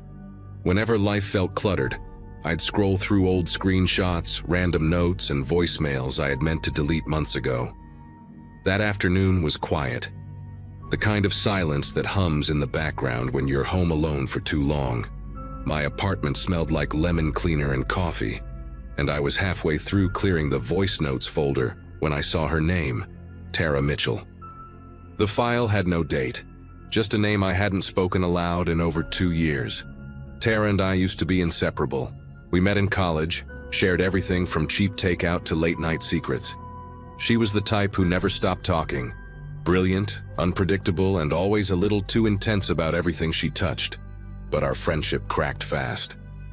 Small things at first. Rumors that I'd supposedly said something behind her back. Missing documents from my job presentation. People suddenly pulling away from me without explanation. By the time I realized it all traced back to her, she had vanished from my life without a word. Seeing that voice note made my stomach clench. Not fear exactly, but the old familiar ache of unfinished business. I tapped play expecting maybe some apology, or even a drunk message she'd sent years ago. Instead, what came through the speaker was Tara's voice. Calm, composed, disturbingly deliberate. The kind of tone she used when she was planning something. "I think about you a lot," she began. Not in a sentimental way, more like an experiment. Her words spilled out in a steady rhythm, like she was reading from a script. She talked about testing boundaries, about seeing how much she could take from someone before they broke. Trust, respect, opportunities. "You were perfect for it," she said, her voice soft, almost affectionate. "So stable, so predictable. I wanted to see what happened when I pulled one thread at a time." I remember standing there, frozen in the middle of my kitchen, phone pressed against the counter, listening to the sound of someone I once called my best friend dismantle my life with surgical precision. She described everything with eerie precision. How she'd planted rumors, sent anonymous complaints to my boss, even how she'd used my login once to accidentally send a wrong file during a major pitch. I could hear the faint clicking of her keyboard in the background, like she was multitasking while confessing. "It was never personal," she said, almost casually. "I wanted to understand what it takes to unmake a person without touching them." The calmness in her voice was worse than anger. It sounded like someone describing a lab result. By the third minute, she started recalling moments I had forgotten. The morning I cried in the office restroom after losing a promotion. The night my boyfriend left because he couldn't deal with the drama. She whispered the details like secrets she had stolen, repeating phrases I had said during those moments, as if she had been hiding nearby, listening. "You thought people were just drifting away," she murmured.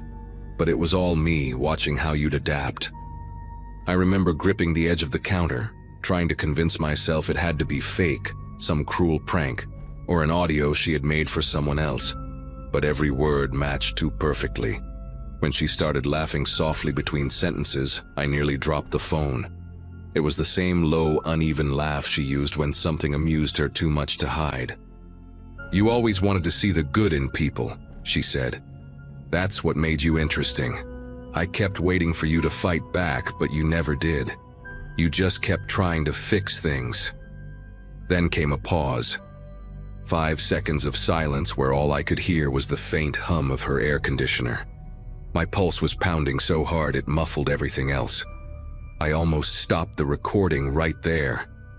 But something in her tone shifted, like she was leaning closer to the microphone. "If you're hearing this," she whispered, "it means I finally won." The words slid out so quietly I barely caught them, followed by a soft click, the kind that happens when someone covers the mic with their hand. And then nothing, no background noise, no end chime. Just dead silence stretching out as I stood there in my kitchen, realizing I was holding proof that she had watched my life crumble piece by piece, and somehow thought it was a game. I replayed the ending over and over, trying to catch something I had missed.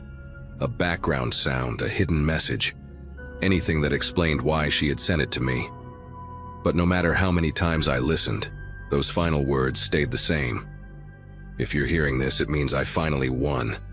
It didn't sound like a taunt. It sounded like closure, like she had already written the last line of a story I never agreed to be in.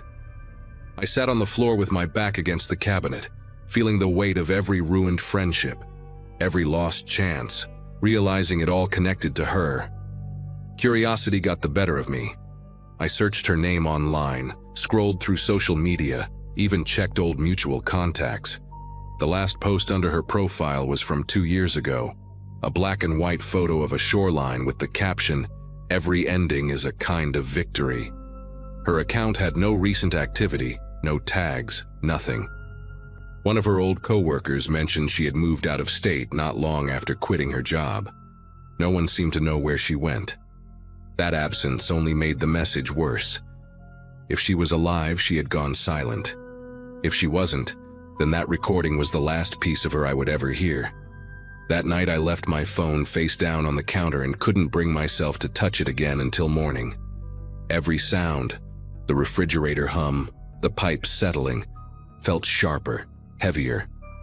I thought about deleting the file, but part of me needed to keep it, like proof that what happened to me wasn't just bad luck. The next day I transferred it to my laptop, hidden deep in a folder named Receipts, and told no one. I still work in the same apartment, same kitchen, same faint lemon smell, but I can't shake the sense that she expected me to find it, that maybe this was her final move. A week later, while scrolling through my new voice memos, I noticed something that made my chest tighten. A new file had appeared in the folder, time-stamped from the previous night, labeled only Untitled. I hadn't recorded anything. My phone was charging on the counter while I slept. When I pressed play, the sound was faint at first, just static and the soft click of someone breathing close to the mic. Then, a whisper. "You listened."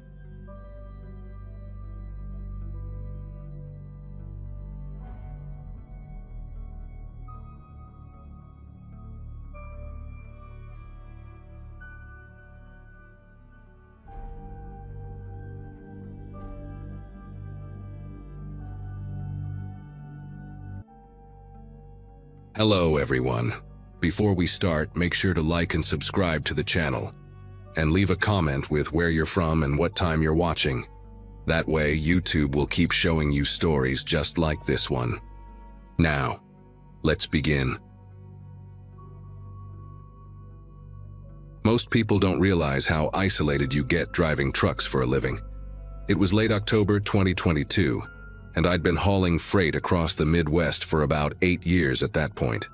The job suited me fine. Decent pay, lots of time alone with my thoughts, and I got to see parts of the country most folks never do. I was 43, divorced, living in a small apartment outside Columbus, Ohio, That particular week had been routine runs, nothing special, until dispatch called me Thursday afternoon with a last-minute delivery. Some agricultural equipment heading out to a farm about 2 hours from Des Moines needed to arrive that same night. The pay was double the usual rate because of the rush, and honestly, I needed the extra cash with the holidays coming up. Should have been my first warning sign. But money has a way of making you ignore your instincts. The address they gave me led to this property way out past civilization, where the paved roads turned to gravel and then to dirt. My GPS kept recalculating, trying to figure out where the hell I was supposed to go. Around 9:30 that night, I finally found the place. A massive wooden gate with Donovan Farm painted on a crooked sign that looked like it hadn't been touched since the 70s. The client, a guy named Mr. Donovan, had called me 3 times already to make sure I was still coming. His voice had this weird urgency to it, kept saying they absolutely needed the equipment tonight, couldn't wait until morning. When I pulled through that gate, my headlights swept across empty fields on both sides, dead corn stalks standing like soldiers in neat rows. The main house sat about a quarter-mile back from the road, completely dark except for one window glowing yellow on the second floor. But the delivery instructions said to bring everything to the barn, another half-mile past the house, deeper into the property. The barn was this enormous red structure, probably built in the 40s or 50s, with those old-style sliding doors that must have been 20 feet tall. Mr. Donovan was already waiting outside when I pulled up, standing under a single floodlight that barely pushed back the darkness around us. He was maybe 60, wearing overalls and a flannel shirt that hung loose on his skinny frame. What struck me most were his eyes.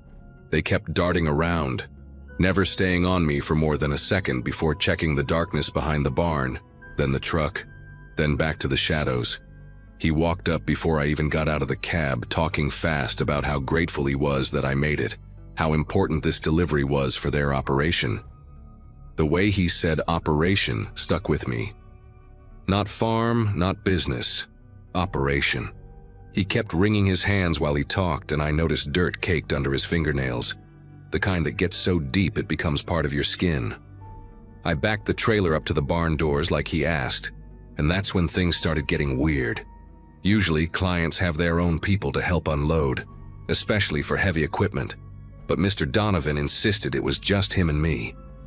Said his workers had gone home for the day, but he couldn't wait until morning to get this stuff unloaded. The cargo was 3 large crates of what the manifest listed as agricultural processing equipment, each one probably weighing around 800 pounds. No way 2 people could move those without proper equipment.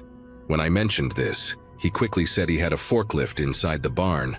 We just needed to open the crates first and carry the smaller components in piece by piece. That didn't make any sense to me. Why would you break down equipment before moving it to where you're going to assemble it? But he was already pulling out a crowbar, heading toward the first crate, so I grabbed my work gloves and followed him. The overtime pay was too good to start asking too many questions. We got the first crate open, and inside were definitely machine parts, steel frames, conveyor components, some kind of grinding mechanism. Nothing unusual there. Mr. Donovan grabbed one end of a frame piece, motioning for me to take the other. The barn doors were already open, just a black rectangle waiting for us. As we carried that first piece toward the entrance, he started talking again, his voice echoing weird in the night air. He was going on about how they were expanding their operation, how they needed more processing capacity, how business was booming. But everything about the place screamed the opposite. No fresh tire tracks except mine. No lights in any of the outbuildings. No signs anyone had worked this land in months. We stepped through those barn doors, and immediately the smell hit me. It was this mix of old hay, motor oil, and something else underneath. Something sharp and metallic that made me breathe through my mouth. The only light came from a single bulb hanging from a beam about 30 feet in, leaving most of the barn in complete darkness. That's when I heard it. A slight shuffling sound from somewhere deeper in the barn. Not loud, but definitely there, like boots on concrete trying to be quiet. I stopped walking, still holding my end of the frame. Mr. Donovan immediately started talking louder, almost frantically about where we should put the equipment, pointing toward the darkness with his free hand. But I was focused on letting my eyes adjust. And that's when I saw them. Shadows that weren't quite right, human-shaped forms standing perfectly still against the far wall. At first I thought maybe they were just equipment or hay bales, but then one of them shifted slightly. Just a small movement, like someone adjusting their weight from one foot to the other. There were at least 4 of them that I could make out, maybe more further back. They were just standing there in the dark, waiting. Mr. Donovan was still talking, his voice getting higher, more desperate, saying we should go further in, that the forklift was in the back. We just needed to walk past the old stalls to get to it. Every instinct I'd developed in 20 years of adult life was screaming at me to get out of there. I set down my end of the frame, nice and calm, and told Mr. Donovan I needed to check something in my truck real quick. His whole face changed then. The nervous energy turned into something harder, meaner. He said we were almost done, just needed to get the equipment inside, but his hand moved to his pocket, and I could see the outline of something there. The shadows in the back started moving forward, slow and deliberate, spreading out to block any path deeper into the barn. One of them knocked over something metal. It clanged against the concrete floor and echoed through the space. Mr. Donovan dropped his end of the frame with a crash and took a step toward me, saying I couldn't leave yet, that we had a deal.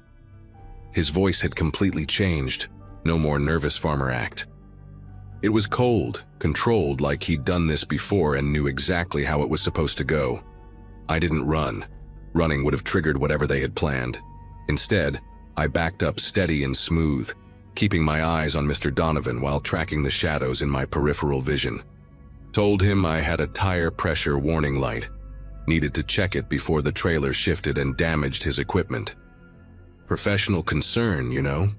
He hesitated for just a second, probably trying to figure out if I was playing along or making an escape. That hesitation was all I needed. I kept backing up, out through those barn doors, my boots crunching on the gravel. The shadows inside were moving faster now, and I could hear voices, low and urgent. Mr. Donovan followed me out, still trying to convince me to come back in, saying his nephews just wanted to help with the unloading, that's all. Nephews. Right. Nephews who hide in the dark and wait for truckers to walk into the back of barns. When I got to my cab door, he grabbed my arm, his fingers digging in hard through my jacket. His other hand was pulling something from his pocket, and I didn't wait to see what it was. I yanked my arm free and shoved him back hard enough that he stumbled and fell against the trailer. Then I was in the cab, slamming the door and hitting the locks in one motion. Mr.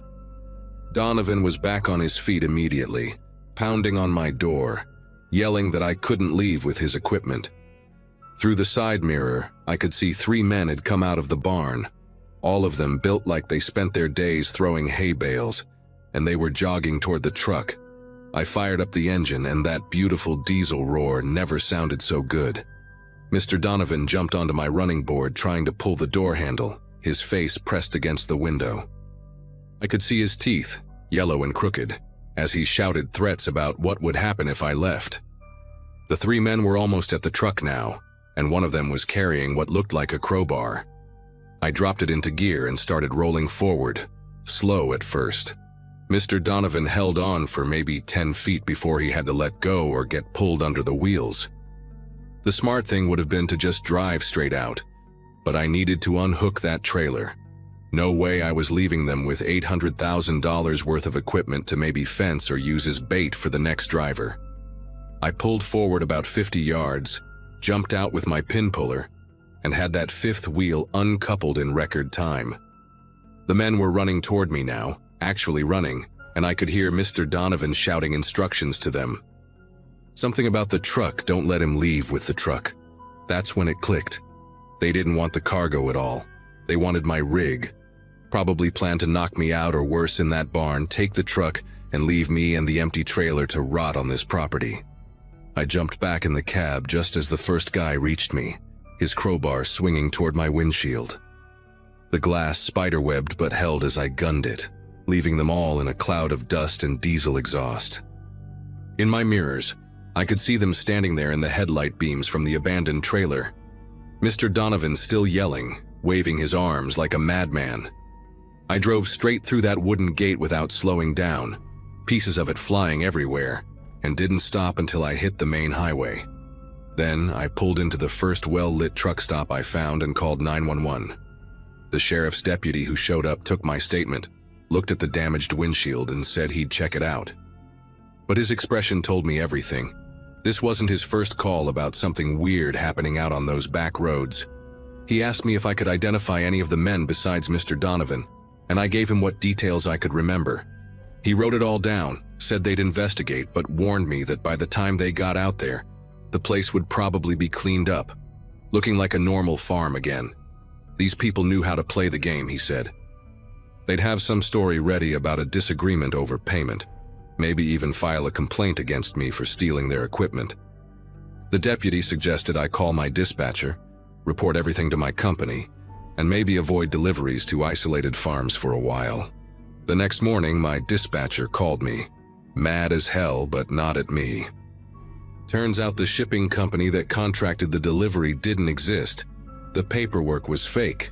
The payment authorization was from a stolen credit card, and the phone number Mr. Donovan had been calling from was a burner. The whole thing was a setup from the start. But here's what really got to me. When I started asking around at truck stops talking to other drivers, I heard stories. Similar situations, always at night. Always isolated farms or warehouses, always urgent deliveries with premium pay. Most drivers who took those jobs and actually went through with going into the buildings were reported as missing, their trucks found abandoned states away, stripped clean. The drivers themselves? Never found. The FBI apparently had a task force on it, but these operations moved around, different states, different names, always one step ahead. I was lucky. Lucky I noticed those shadows. Lucky I trusted my gut. Lucky I got out when I did. Now I stick to daytime deliveries, established companies only, and if something pays too good to be true, I remember that night at the Donovan farm and pass on the job. Some money just isn't worth it.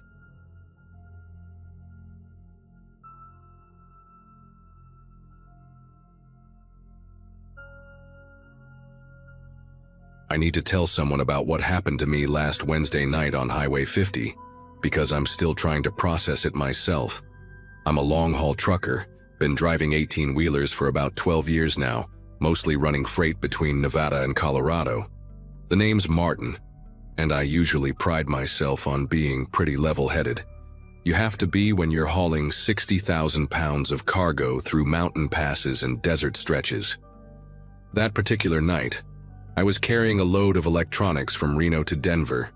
Nothing too valuable, but enough to make me cautious.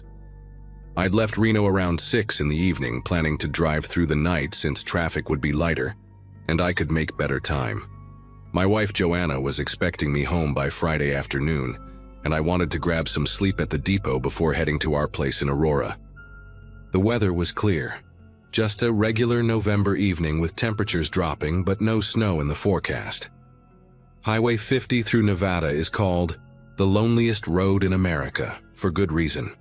You can drive for hours without seeing another soul, just endless stretches of sagebrush and distant mountains. I actually prefer it that way most times. Gives me space to think, listen to podcasts, maybe call Joanna when I hit the spots with decent cell coverage. Around 9:30 that night, I was about 40 miles east of Austin, Nevada, when I first noticed the headlights in my mirrors. Now, seeing another truck on Highway 50 isn't unusual. Plenty of us use it as an alternative to I-80. But something about this one caught my attention right away. It was a Peterbilt, looked like a 579 model from what I could tell, painted solid black with no company logos, no dot numbers visible, nothing. The trailer was one of those refrigerated units, also black, which struck me as odd because most reefer units are white or silver to reflect heat. The whole setup looked expensive. Custom maybe, but completely anonymous. I figured it was probably some owner-operator who liked to keep things low-key, though in 12 years of driving, I'd never seen a completely unmarked commercial rig. At first, I didn't think much of it. The guy was maintaining a decent following distance, maybe 300 feet back, which is respectful spacing for night driving. But after about 20 minutes, I started getting this uncomfortable feeling in my gut. See, when you're driving long haul, you develop a rhythm, a pattern to your speed. Sometimes you'll push 70 on the straightaways, drop to 65 on the grades, maybe slow to 55 around the sharper curves. Most truckers behind you will either match your average speed and gradually fall back, or they'll find their own pace and eventually pass. But this black rig, it was matching me, move for move. Like we were connected by an invisible cable. When I'd ease up to 72, I'd watch those headlights in my mirror slowly creep up to maintain that same 300-foot gap. When I'd test it by dropping to 60, those lights would fade back, keeping the distance perfect. After 30 minutes of this, I knew something wasn't right. I tried to get a look at the driver when we passed under the occasional streetlight near the small towns, but the cab windows were tinted so dark I couldn't see anything inside. The thing that really started bothering me was how quiet my CB radio had gotten. Usually, even on Highway 50, you'll catch some chatter, maybe someone complaining about speed traps or warning about deer on the road. But ever since that black truck appeared, my CB had been dead silent except for static. I tried calling out a few times, standard stuff like, "Westbound, you got your ears on?" but got nothing back. Even tried switching channels, thinking maybe my radio was acting up, but every frequency was the same. Just that low, empty hiss. I grabbed my phone to call Joanna, let her know I was running on schedule, but I had no signal, which wasn't unusual for that stretch. Still, the combination of the silent CB and that truck maintaining perfect distance was making the hair on my neck prickle. About an hour into this strange dance, I decided to test something. There's a way station near Eastgate that's usually closed at night, but it has a wide pull-off area where truckers sometimes stop to check their loads or grab a quick nap. I put on my turn signal way early, giving plenty of warning, and started slowing down for the exit. Sure enough, those headlights behind me started blinking, left turn signal matching mine. My mouth went dry as I watched this happen. I kept slowing, dropped to about 40, then 35 as I approached the off-ramp.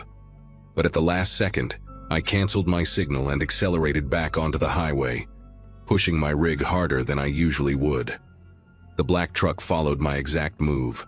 Canceled signal, smooth acceleration, right back to that 300-foot distance.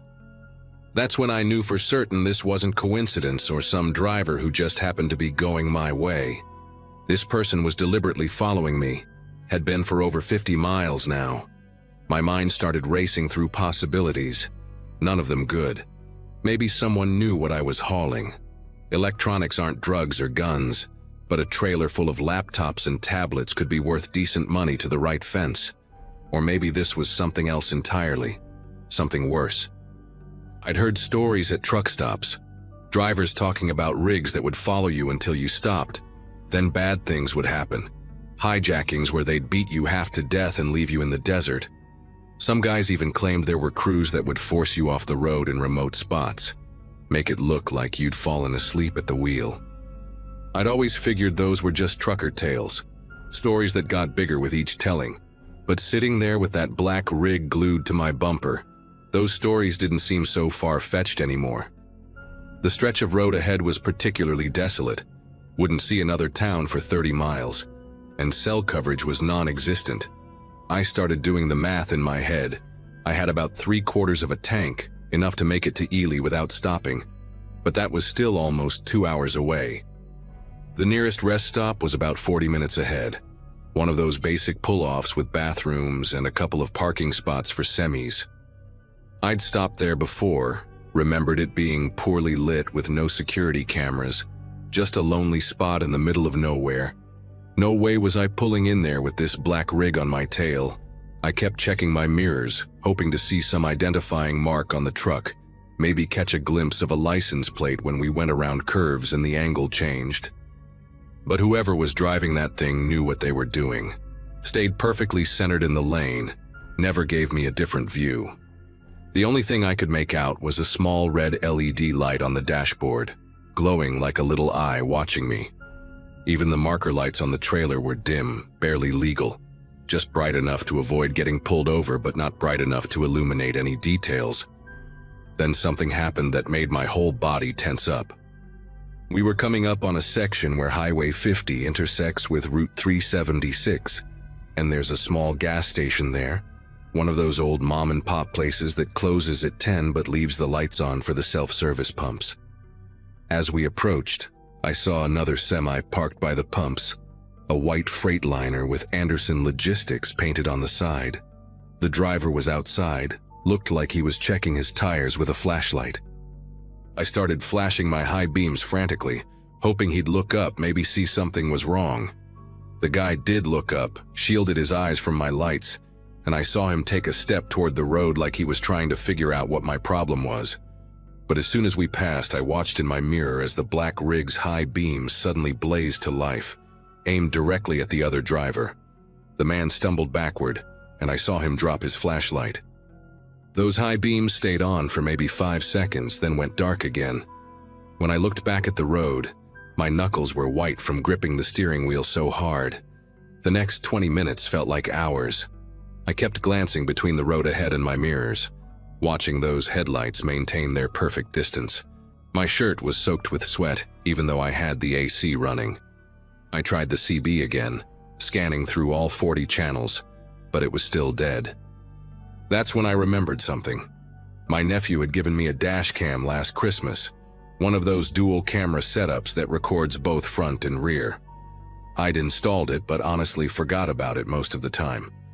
The memory card could hold about 6 hours of footage before it started overwriting. I reached up and made sure the little red recording light was on, then adjusted my rearview mirror slightly to make sure it was catching the black rig. At least if something happened, there'd be evidence. The thought of if something happened made me want to vomit. I'd been in close calls before, tire blowouts, ice storms, even had a drunk driver sideswipe me once near Salt Lake City. But this was different. This was deliberate, calculated, patient. Whoever was in that truck was waiting for something, and I had a sick feeling I knew what. Finally, I saw the sign for the Hickison rest area coming up, 2 miles. It wasn't much, just a pull-off with some picnic tables and basic facilities, but I remembered it had something important, a clear view of the road in both directions and enough space to turn around quickly if needed. More importantly, it was on a slight hill, which meant I'd have the high ground if things went bad. I know that sounds paranoid, but when you've got 70 miles of nothing in every direction, and someone's been stalking you for over an hour, paranoid starts feeling pretty rational. I made my decision quickly, no signal this time, just suddenly veered toward the exit at the last possible moment. The black rig's brakes locked up behind me. I heard the squeal even over my own engine, and for a second I thought it might jackknife trying to follow. But the driver recovered, wrestling that monster onto the exit ramp behind me. As I pulled into the rest area, my headlights swept across the empty parking area. No other vehicles, no witnesses, just me and whoever was about to follow me in. I positioned my truck strategically, nose pointed toward the exit, engine still running. Then I waited, watching in my mirrors as the black rig slowly rolled into the rest area and stopped about 50 feet behind me, engine idling with a low, menacing rumble. We sat there for what must have been 5 minutes, though it felt like an eternity. Neither of us moved, neither shut off our engines. I could see the silhouette of someone in the driver's seat of the black rig, but the tinted windows still prevented me from making out any features. They just sat there, waiting, watching. I had my phone in my hand, praying for even 1 bar of signal, but got nothing. Then I noticed something that made my chest tighten. A second figure moving inside the cab, shifting from the sleeper berth to the passenger seat. There were 2 of them. My mind raced through my options. I couldn't outrun them, their rig looked newer and probably had more horsepower. Fighting was out of the question. I'm 53 years old with a bad knee, and there were 2 of them. I kept my hand on the gear shift, ready to slam it into drive if either of them opened a door. The waiting was excruciating. I could hear my own heartbeat over the rumble of the engines. Then, suddenly, their CB crackled to life, not with words, but with this strange clicking sound, rhythmic, almost like Morse code, but not quite. Click, click, pause, click, click, click, pause, click. It went on for maybe 30 seconds, then stopped. I didn't know what it meant, but it felt like a countdown, or worse, a signal to someone else. That's when I saw the headlights approaching from the west, another vehicle coming fast. As it got closer, I realized it was a Nevada Highway Patrol cruiser. I'd never been so happy to see those lights in my life. I immediately started flashing my high beams and hit my air horn 3 times, the universal trucker signal for distress. The patrol car slowed, pulled into the rest area, and positioned itself between me and the black rig, those LED light bars illuminating everything in harsh blue and white. The officer got out, hand resting on his sidearm, and walked toward the black truck. I watched him knock on the driver's window, saw it roll down just a few inches. They talked for maybe 2 minutes, though I couldn't hear what was said. The officer walked around the rig, shining his flashlight on the sides, and I saw him pause at the back of the trailer, taking photos with his phone. Then he came over to me. Officer Colton, according to his name tag, mid-30s, looked dead serious. Asked if I was all right, if these guys had threatened me. I told him everything, the following, the synchronized movements, the intimidation at the gas station. He nodded, told me he'd gotten 2 other reports that week about a black semi following drivers on Highway 50, though I was the first one who'd actually stopped. He said the plates came back registered to a shell company that didn't really exist, and they'd been trying to catch these guys for weeks. Apparently, 3 drivers in the last month had been robbed after being followed, forced off the road in remote spots, beaten, cargo stolen. He told me to wait while he called for backup. Within 15 minutes, 2 more patrol cars arrived, and the rest area looked like a crime scene with all the flashing lights. The officers surrounded the black rig, weapons drawn, ordering the occupants out. Through my mirrors, I watched 2 men exit the cab, hands raised. The driver was tall, maybe 6'4", wearing a gray hoodie and jeans, completely unremarkable except for a neck tattoo that looked like barbed wire. The passenger was shorter, stockier, had a shaved head and wore a leather jacket despite the cold. Both looked calm, almost amused, like this was just a minor inconvenience. The officers cuffed them, and one started searching the cab while another checked the trailer. That's when things got interesting. Officer Colton came back to me, told me they found something in the cab, a notebook with detailed logs of trucks they'd been following. License plates, cargo manifests somehow obtained illegally, driver names, home addresses, regular routes. My information was in there, down to my wife's name and our address in Aurora. They even had notes about when I usually stopped for fuel and which rest areas I preferred. The trailer was empty except for some tools that looked like they were meant for breaking into other trailers. Bolt cutters, crowbars, some kind of electronic device that Colton said was probably for disrupting trailer GPS units. These guys were professionals, had been doing this for who knows how long. The investigation took another 2 hours, with officers taking my statement, copying my dashcam footage, and documenting everything. They told me the 2 men were already wanted in connection with similar crimes in Utah and Arizona, part of a larger ring that targeted long-haul truckers carrying electronics and pharmaceuticals. The black rig was one of 3 they operated, all identical, all registered to fake companies. They'd follow a target for hours, learning their patterns, waiting for the perfect spot to strike. If I hadn't pulled into that rest area, if that patrol car hadn't shown up, they probably would have tried to run me off the road somewhere in the desert between there and Ely.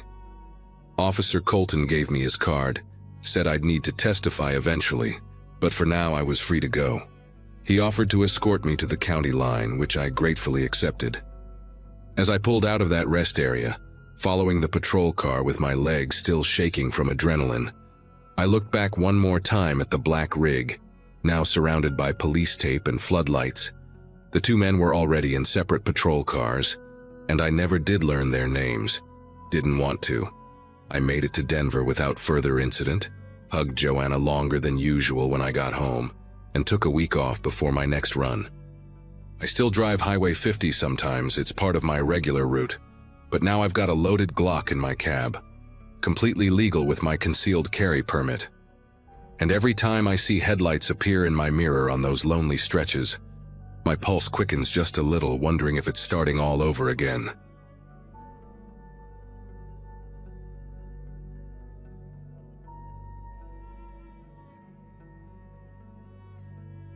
The rain had been hammering my windshield for the past 3 hours, and I was running on nothing but black coffee and whatever energy bars I'd grabbed at the last truck stop.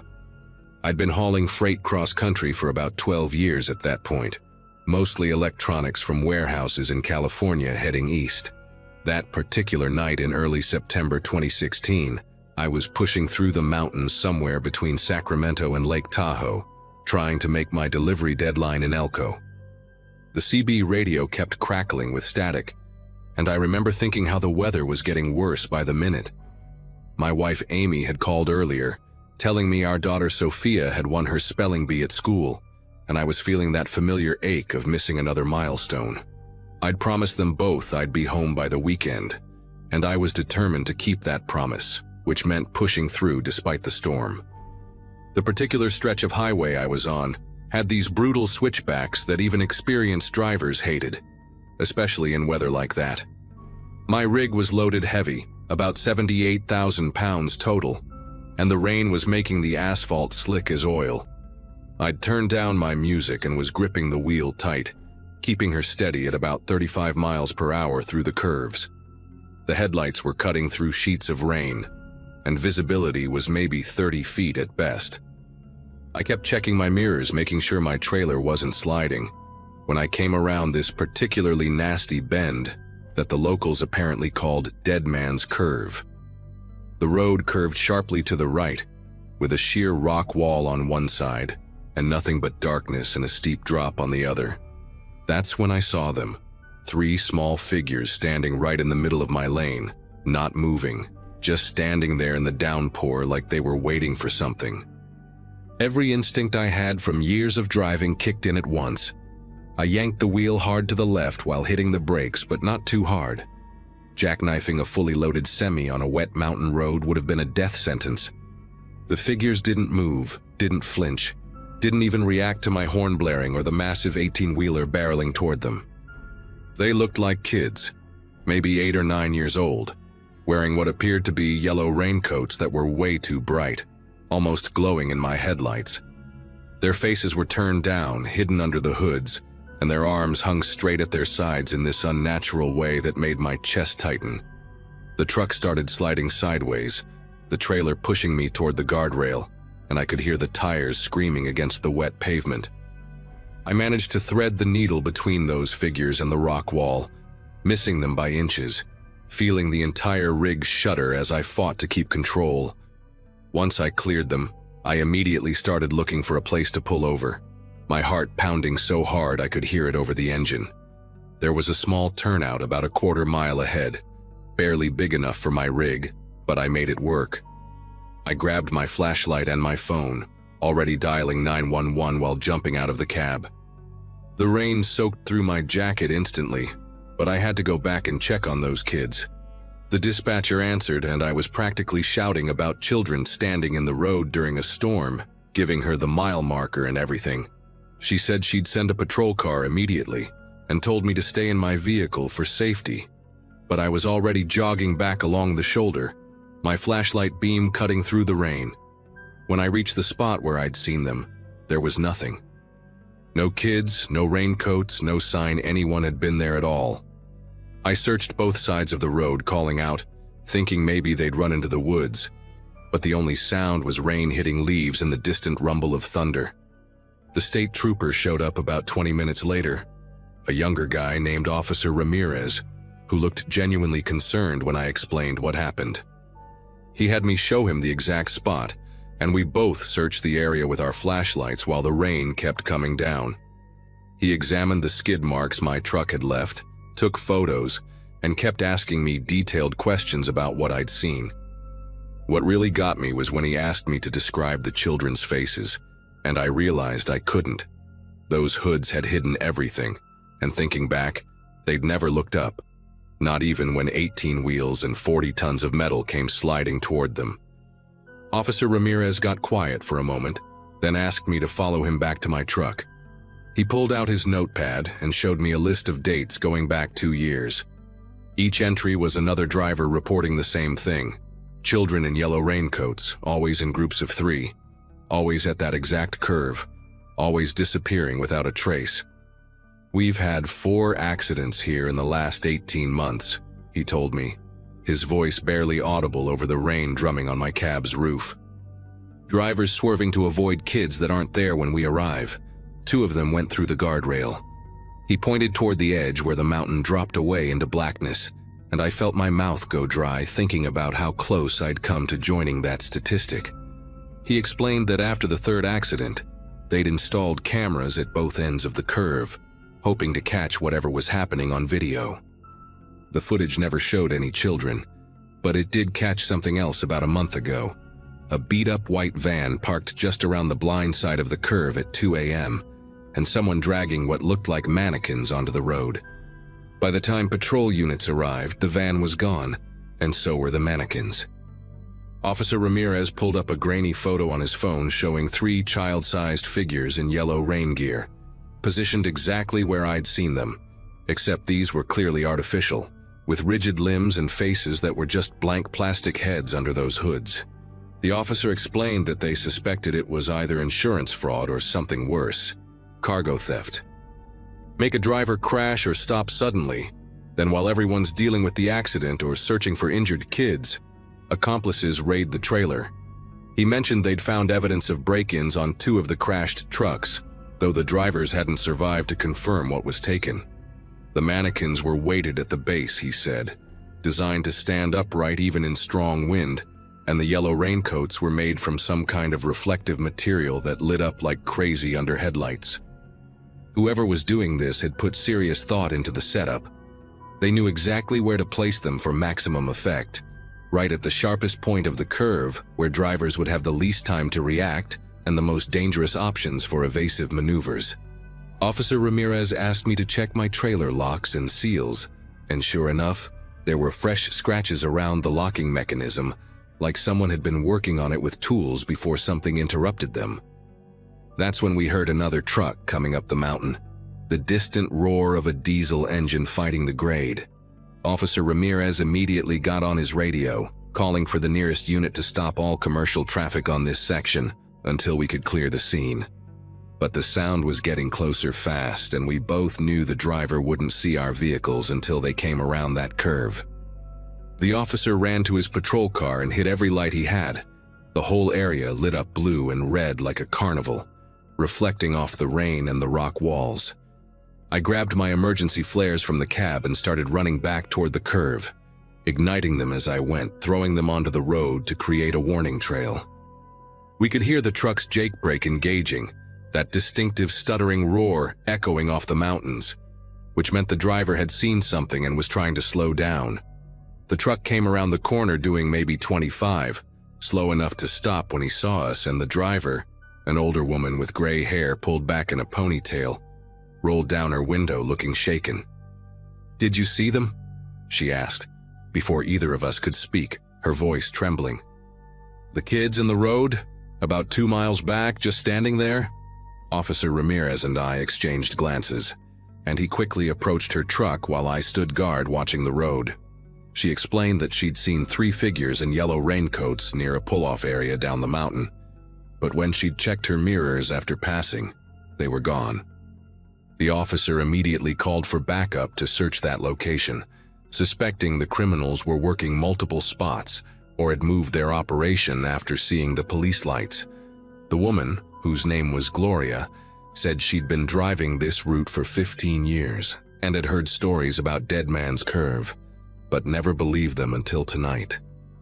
While we were talking, another call came through on Officer Ramirez's radio. A motorist had just reported seeing a white van speeding down the mountain on a service road that ran parallel to the highway, heading toward the valley. The timing was too perfect to be coincidence. Officer Ramirez told Gloria and me to continue to the next town and file official reports at the station, but I couldn't just leave without knowing more. I asked if I could follow him to wherever they were searching for that van, and surprisingly, he agreed, probably figuring a witness might be helpful if they caught anyone. We formed a small convoy, his patrol car leading, my rig following, and Gloria behind me, descending the mountain carefully while more police units raced past us heading up to secure the curve.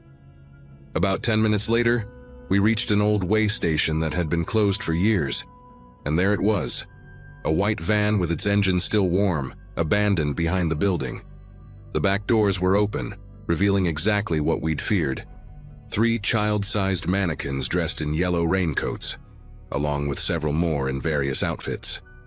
There were also tools, rope, and what looked like electronic equipment for monitoring police scanners. But the people responsible were nowhere to be found, having apparently fled on foot into the surrounding forest. The police brought in dogs and searched all night, but the rain had washed away most of the scent trail. They did find footprints leading to a creek where the tracks disappeared, suggesting whoever it was knew exactly how to evade tracking. Inside the van, they discovered notebooks with detailed information about trucking routes, delivery schedules, and specific cargo manifests. These people had been studying their targets for months. What really made my skin prickle was finding my own company's logo on one of the papers, along with notes about the electronics shipments we regularly hauled through that pass. Officer Ramirez showed me a map they'd found with dozens of red marks along various mountain roads throughout California and Oregon, each mark dated and annotated with codes they were still trying to decipher. The FBI got involved the next morning, treating it as organized cargo theft across state lines. They interviewed me for 3 hours, going over every detail, every second of what I'd experienced. Turns out similar schemes had been reported in Washington and Idaho, always using the same method. Mannequins designed to cause crashes or emergency stops, always targeting specific types of cargo. They never caught the people responsible, at least not that I ever heard about. The authorities installed more cameras, increased patrols, and put out alerts to all commercial drivers about the mannequin scheme. For weeks afterward, truckers would share stories on the CB about close calls and suspicious figures on mountain roads. I finished my delivery to Elko a day late and had to explain everything to my dispatcher, who'd already heard about it on the news. When I finally got home that weekend, I hugged Amy and Sophia longer than usual, unable to explain why I was so shaken by what should have been just another hazard of the job. I still drive that route sometimes, and yes, I still slow down at Dead Man's Curve. Even in perfect weather. Other drivers do too. You can tell the ones who know the story by how their brake lights flare up before that bend. The worst part is the uncertainty that stays with you. Every time I see something on the side of the road at night, even just a trash bag or a piece of tire, I wonder if it's them starting up again. If tonight's the night another driver won't be as lucky as I was. The company installed dash cameras in all our trucks after my incident, and I keep that footage saved on my phone. 3 yellow figures in the rain that nearly cost me everything. Proof that sometimes the real monsters are just people with a plan.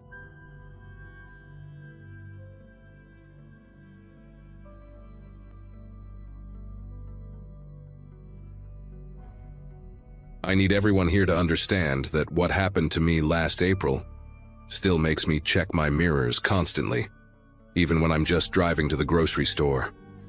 I was hauling a load of automotive parts from Milwaukee to Kansas City, a route I'd done maybe 50 times before. At 38, I'd been driving trucks for almost 15 years, mostly doing these Midwest runs where you get to know every rest stop, every good diner, every speed trap. My wife Jennifer and our 2 kids were used to me being gone 3-4 days at a stretch, and I always made good money, because I preferred the night drives when traffic was lighter and I could make better time. That particular run started like any other.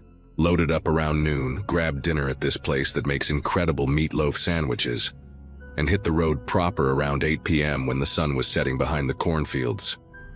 The first few hours were perfect driving weather. Clear skies, temperature dropping to that comfortable 60 degrees where you don't need the AC but you're not cold either. I had my thermos full of coffee, a bag of those pretzel rods I'm addicted to, and my CB radio crackling with the usual chatter from other drivers. Around midnight, somewhere on I-80 through Iowa, most of the radio traffic had died down to just occasional check-ins about speed traps or weather conditions ahead. I was making great time, probably doing 75 in a 70 zone, when I heard something that made me turn down my music. Through the static came this voice, real clear and calm, saying, "Hey there, Garrett. How's that Freightliner handling tonight?" Now I drive a Freightliner Cascadia. Pretty common rig, but hearing my actual first name instead of my handle Midwest Ghost made me pause. Nobody on the CB uses real names unless they know you personally, and this voice didn't sound familiar at all. I grabbed my mic and responded with, "This is Midwest Ghost, who's asking?" But got nothing back except dead air.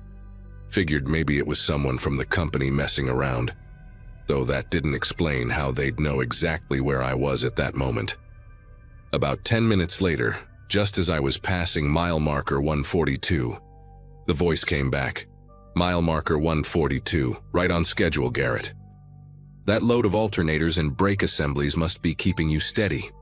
My chest tightened because that was exactly what I was hauling, down to the specific parts, and that information wasn't on any public manifest. The shipping details were electronic, sealed, only accessible to the warehouse crews at both ends and our dispatch office. I tried to think if maybe someone at the loading dock had been extra chatty, but I couldn't recall talking to anyone beyond the usual paperwork signatures. The rational part of my brain kept saying there had to be an explanation.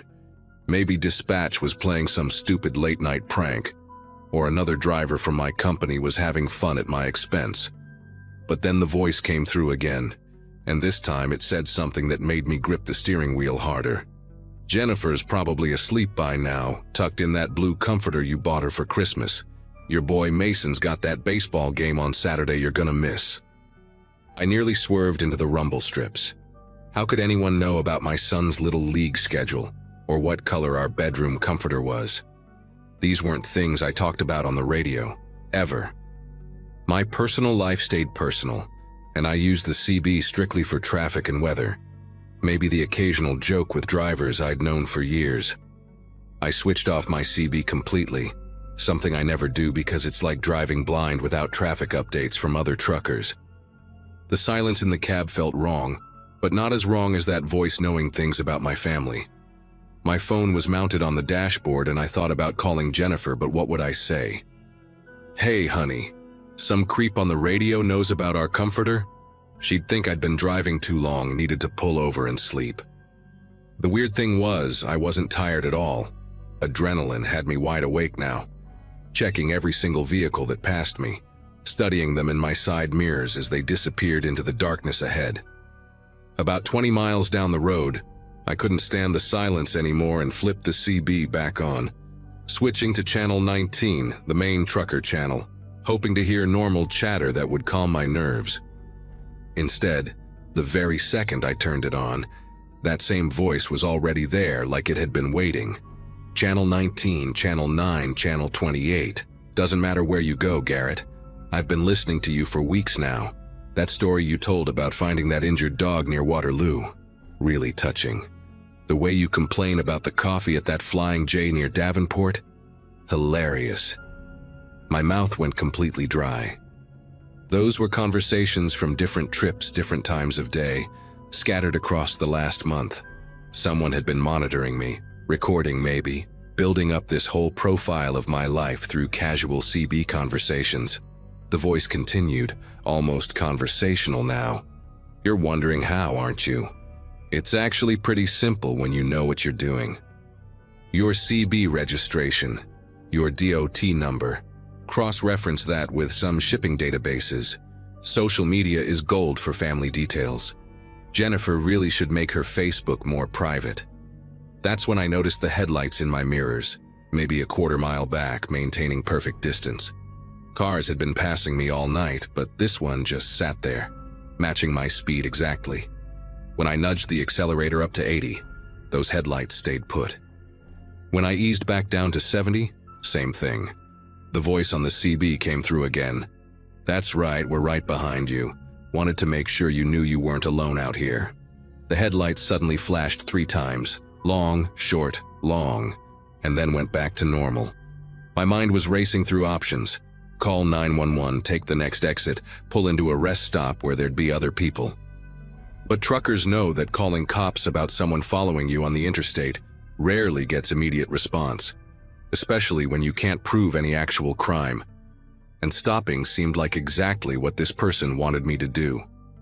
The next 40 miles were the longest of my entire driving career. That car stayed behind me like it was attached by an invisible rope, never varying its distance by more than a few yards. The CB voice would pipe up every few minutes with these observations. Nice lane change, very smooth. Oh, you're running low on fuel, probably need to stop in the next 50 miles or so. There's that love station at exit 88, but the pilot at exit 95 has better diesel prices, doesn't it? And the worst part was, everything they said was accurate. My fuel gauge was sitting just above a quarter tank, and I did usually prefer that pilot station. They'd done their homework, probably tracked my fuel card purchases, knew my patterns better than I'd realized I even had patterns. The headlights would flash in these weird sequences, sometimes quick bursts, sometimes long holds, like some kind of code I couldn't understand. I decided to test something. There was a way station coming up at mile marker 201 that I knew would be closed this time of night, but it had good lighting and security cameras. I put on my turn signal way early, watching those headlights behind me. Sure enough, they mimicked my signal, clicking on at the exact same moment. But as I started to merge into the exit lane, the CB crackled.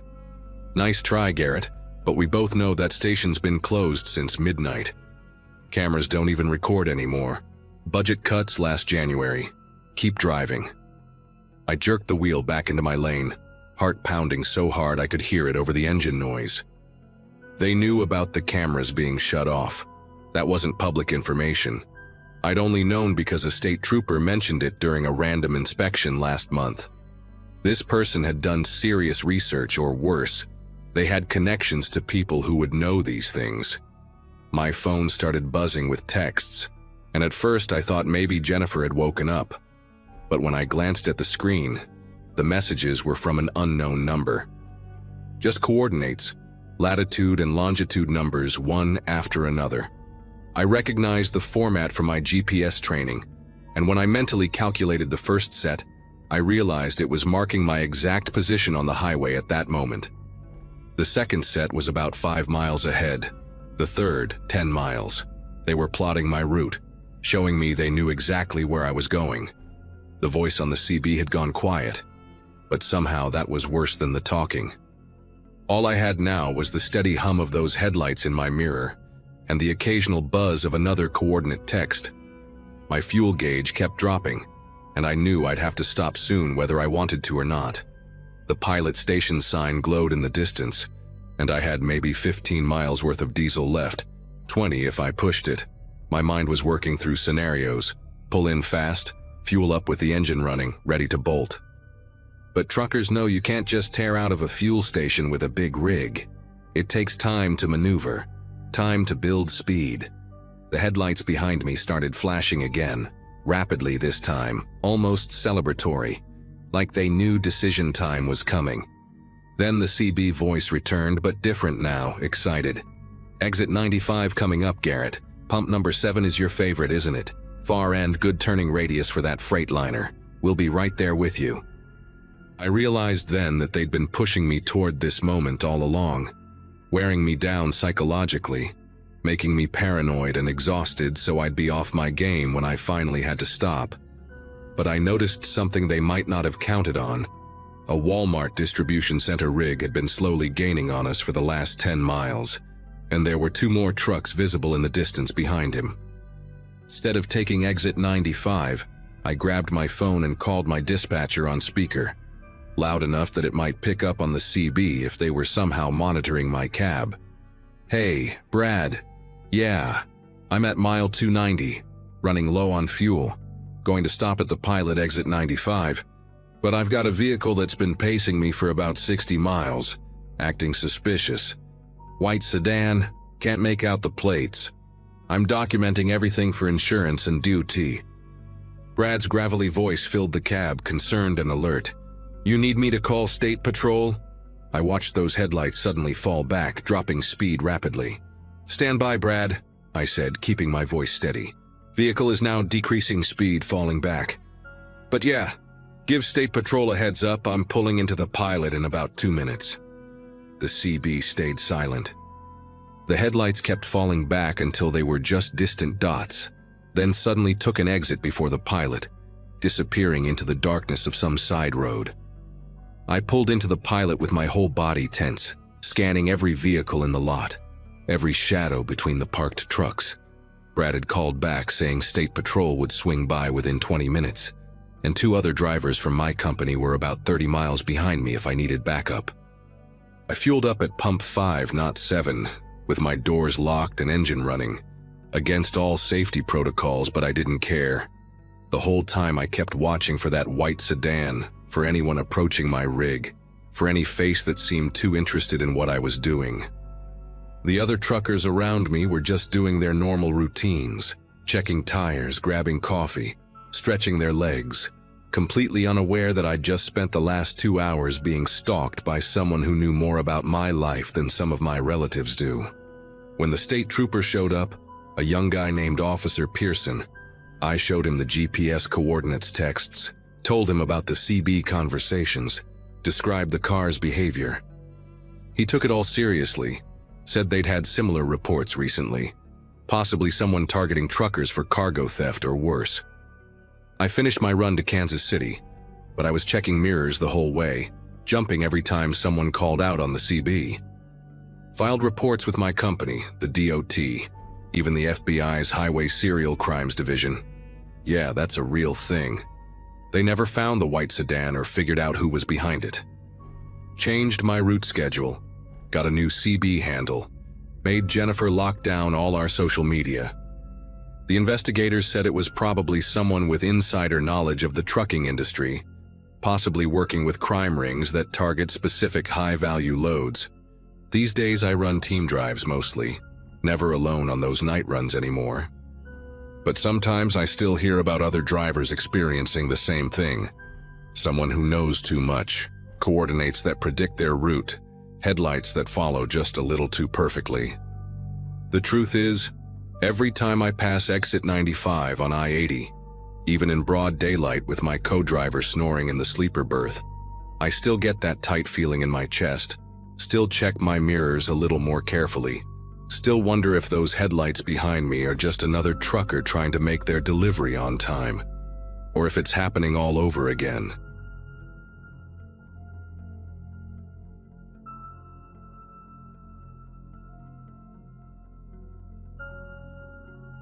February of 2023 was brutal for truckers in the Midwest, and I'd been hauling refrigerated goods for about 6 years by then.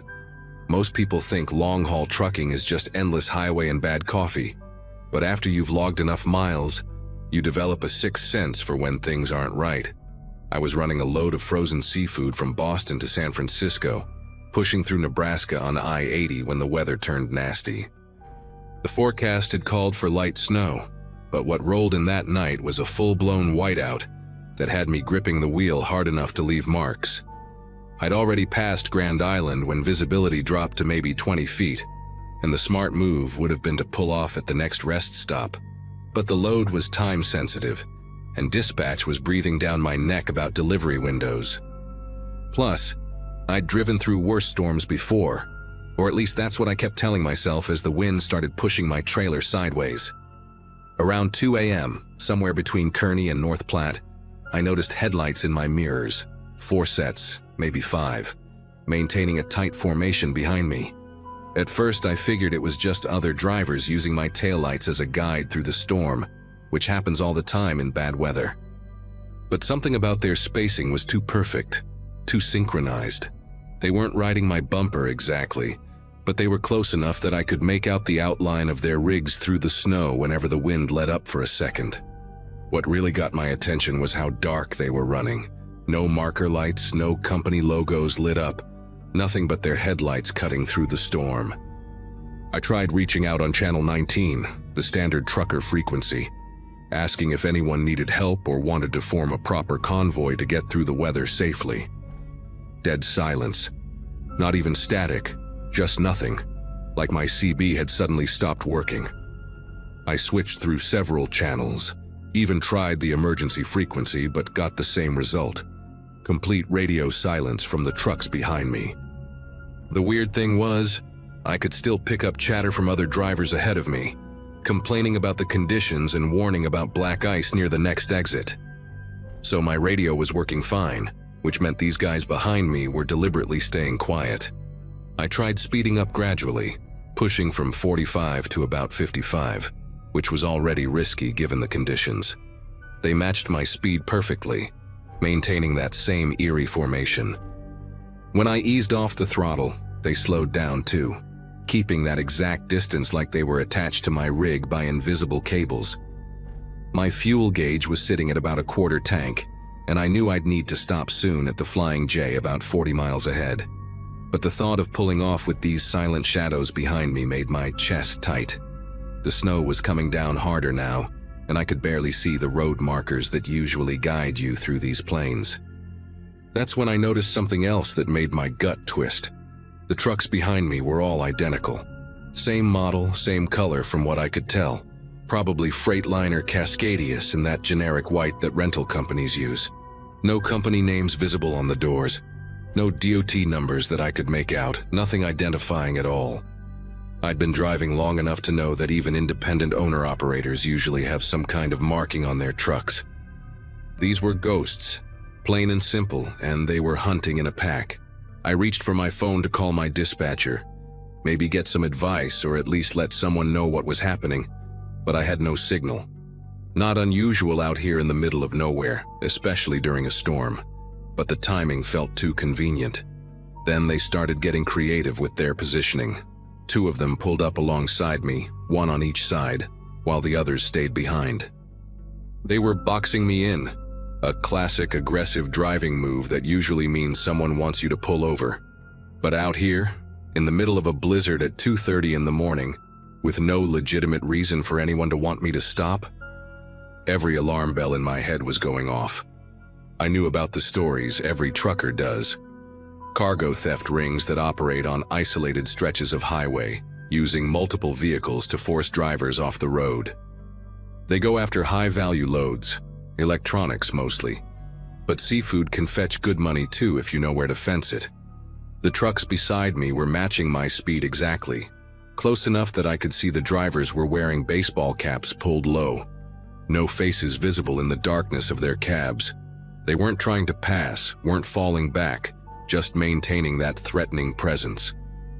I made a decision that probably saved my cargo and maybe more than that. Instead of trying to outrun them or pulling over like they wanted, I started gradually reducing speed, down to about 35 millibars. The truck on my left had to choose between slowing down to or passing me, and after a tense few seconds, he accelerated and moved ahead. That's when I yanked the wheel hard to the left and dove into the median crossover meant for emergency vehicles, the kind they use to turn around when they need to head back the other direction. My trailer fishtailed something awful in the snow, and for a heart-stopping moment I thought I was going to jackknife. But years of winter driving kicked in, and I managed to keep it together, bouncing through the rough terrain of the median. The convoy couldn't follow immediately. Those crossovers are barely wide enough for one truck, and they'd been caught off guard by my sudden move. Now I was heading eastbound on the westbound lanes, technically going the wrong way, but with virtually no traffic due to the storm. I could see their headlights in my mirrors starting to swing around, probably taking the next official exit to double back. But I'd bought myself some time. My heart was pounding so hard I could hear it over the engine noise, and I knew I had maybe 5 minutes before they'd reorganize and come after me. I pushed through about 2 miles going the wrong direction, hazard lights flashing, praying I wouldn't meet anyone coming through the storm, then took another emergency crossover to get back on the eastbound side. The whole maneuver had put maybe 3 miles between me and them, but in a semi loaded with 40,000 pounds of frozen seafood, that wasn't much of a head start. I grabbed my phone again, finally had 1 bar of signal, and managed to get through to 911. The dispatcher sounded skeptical at first. Truckers getting paranoid in storms isn't uncommon. But when I gave her the mile marker and described 5 identical unmarked trucks running in formation with no lights, her tone changed. She told me there'd been 3 reported hijackings in the last 2 months using the exact same method, always during bad weather when visibility was low and traffic was light. The State Patrol was already looking for this crew, but they kept hitting different stretches of I-80, never the same spot twice. She dispatched units immediately, but warned me they were at least 20 minutes out due to the weather. 20 minutes feels like a lifetime when you're being hunted. I kept checking my mirrors obsessively, waiting for those headlights to reappear, knowing they were probably closing the gap. Sure enough, about 10 minutes later I spotted them again, coming up fast. But this time I wasn't alone on the road. A Schneider truck had appeared ahead of me, and a Swift driver was coming up behind. Both legitimate truckers I could hear chatting on the CB about the weather. I immediately got on the radio, breaking into their conversation with a warning about the convoy. The Schneider driver, an older guy named Bill from his voice, said he'd noticed them too, lurking at the last rest area with their engines running but no drivers visible in the cabs. The Swift driver chimed in that he'd heard from another trucker about weird activity around this stretch lately. We decided to stick together, forming our own defensive convoy with me in the middle. The Phantom trucks fell back when they saw we'd grouped up, probably realizing their intimidation tactic wouldn't work against 3 of us. But they didn't disappear. They maintained a distance of about a quarter mile, just far enough to be legal, but close enough to keep pressure on. Bill suggested we all take the next exit together, stick close through the off-ramp, and find somewhere public to wait for the State Patrol. The exit was for some small farm town, Elm Creek, I think, and there was a 24-hour gas station visible from the highway.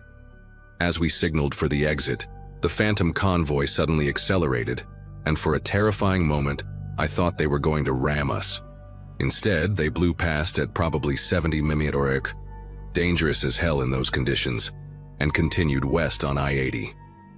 We still took the exit, pulled into that gas station, and parked our rigs side by side under the bright canopy lights. The place had security cameras everywhere, and the night clerk, a young kid who looked fresh out of high school, came out to see why 3 semis had suddenly crowded his lot. The State Patrol showed up about 15 minutes later, took our statements, and said they'd put out an alert for 5 white Freightliner Cascadias running together. The officer, a veteran trooper with gray at his temples, told us we'd done everything right. He'd seen what happens when drivers try to tough it out alone against these crews. Damaged trucks, stolen cargo, and sometimes worse. We stayed at that gas station for about 2 hours, waiting for the weather to improve and drinking terrible coffee while swapping stories. Bill mentioned he'd been driving for 30 years and had never seen anything quite like this. The coordination, the patience, the way they used the storm as cover. The Swift driver, a younger guy who went by Tony, kept checking the parking lot nervously, convinced they might circle back. The trooper stayed with us for a while, making calls to other units, trying to track where the convoy had gone. Around 5 a.m. he got word that they'd been spotted taking an exit about 60 miles west, disappearing into an industrial area where they probably had a warehouse or some place to strip stolen goods. By then, the snow had let up enough that we felt safe getting back on the road. Bill and Tony decided to convoy with me all the way to North Platte, where I needed to fuel up. We exchanged numbers, promised to keep in touch, and I made it to San Francisco 2 days later without any more incidents. The company never found those trucks or the crew running them, at least not that I heard about. But word spread quickly through the trucker network. CB chatter, truck stop conversations, online forums where drivers share warnings. Everyone started being more careful during storms on that stretch of I-80, especially anyone hauling valuable cargo. I changed my route after that, taking I-70 through Kansas even though it adds miles, and I never drive alone through Nebraska anymore during bad weather.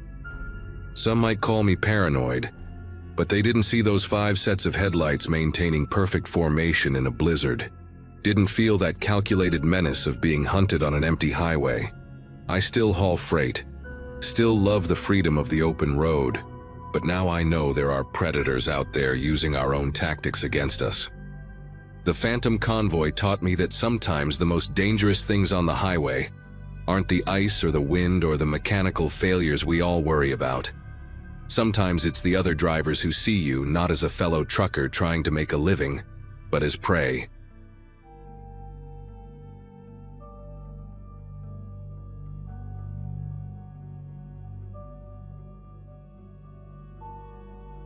I've been driving trucks for about 15 years now, mostly hauling refrigerated goods up and down the East Coast. The pay's decent, and I actually enjoy the solitude most nights. Just me and the radio and miles of asphalt stretching ahead. It was a Wednesday in March when everything went sideways, literally. I was hauling frozen seafood from a distributor in Maryland heading down to Georgia, running a bit behind schedule because of some loading dock delays earlier that morning. My wife Lisa had called me around dinner time, reminding me about our daughter's soccer game that weekend, and I promised I'd make it back in time. I remember hanging up and thinking how lucky I was to have such a normal, peaceful life compared to some of the guys I knew who'd been through divorces or worse. The stretch of road I was on that night was one of those forgotten highways that GPS rarely suggests anymore, but old-timers like me still use to shave off time. Route 301 through rural Virginia, if you know it.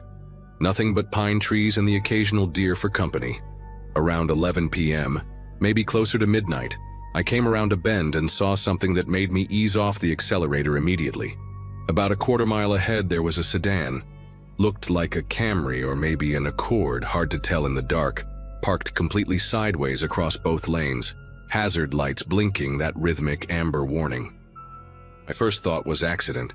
Maybe someone had spun out or blown a tire. You see enough weird stuff on the road at night, and usually it's just someone who needs help. But something about the positioning seemed too perfect, too deliberate, like someone had carefully maneuvered that car to block as much of the road as possible. I downshifted and started slowing the rig.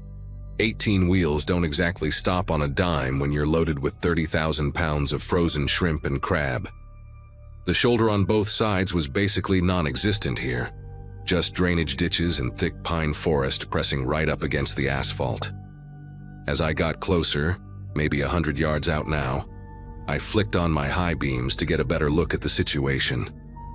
The car's interior light was on, driver's door hanging open, but I couldn't see anyone inside or around the vehicle. That detail stuck with me, the dome light casting this pale glow onto the empty driver's seat, like someone had just stepped out seconds ago. I reached for my CB radio thinking maybe I should call out to see if any other truckers were nearby, but static filled the channel. Not unusual for this stretch, but the timing made the hair on my neck prickle. By now I was down to about 20 miles per hour. Close enough to see the car was a silver Toyota, relatively new, no visible damage that would explain why it was blocking the road. That's when movement in my peripheral vision caught my attention. At first I thought it was just shadows from my headlights sweeping across the tree line, but then I saw them clearly. 3 figures stepping out from the woods on my right side, moving with purpose toward my truck. They were wearing these cheap plastic masks, the kind you'd buy at a dollar store for Halloween. Except these were all the same. Blank white faces with cutout eyes and mouths. The way they moved wasn't panicked or desperate like someone needing help would move. It was coordinated, calculated, like they'd done this before. 2 more emerged from the left side, and I realized with absolute clarity that this wasn't an accident scene at all. My foot found the accelerator before my brain fully processed what to do. Years of driving had taught me that sometimes your instincts know better than your conscious mind. And right then, every instinct was screaming at me to get out of there. The engine roared as I shifted up, diesel smoke probably billowing black behind me. The masked figures started running toward the truck, and I saw one of them holding something in his hand. Might have been a crowbar, might have been something worse.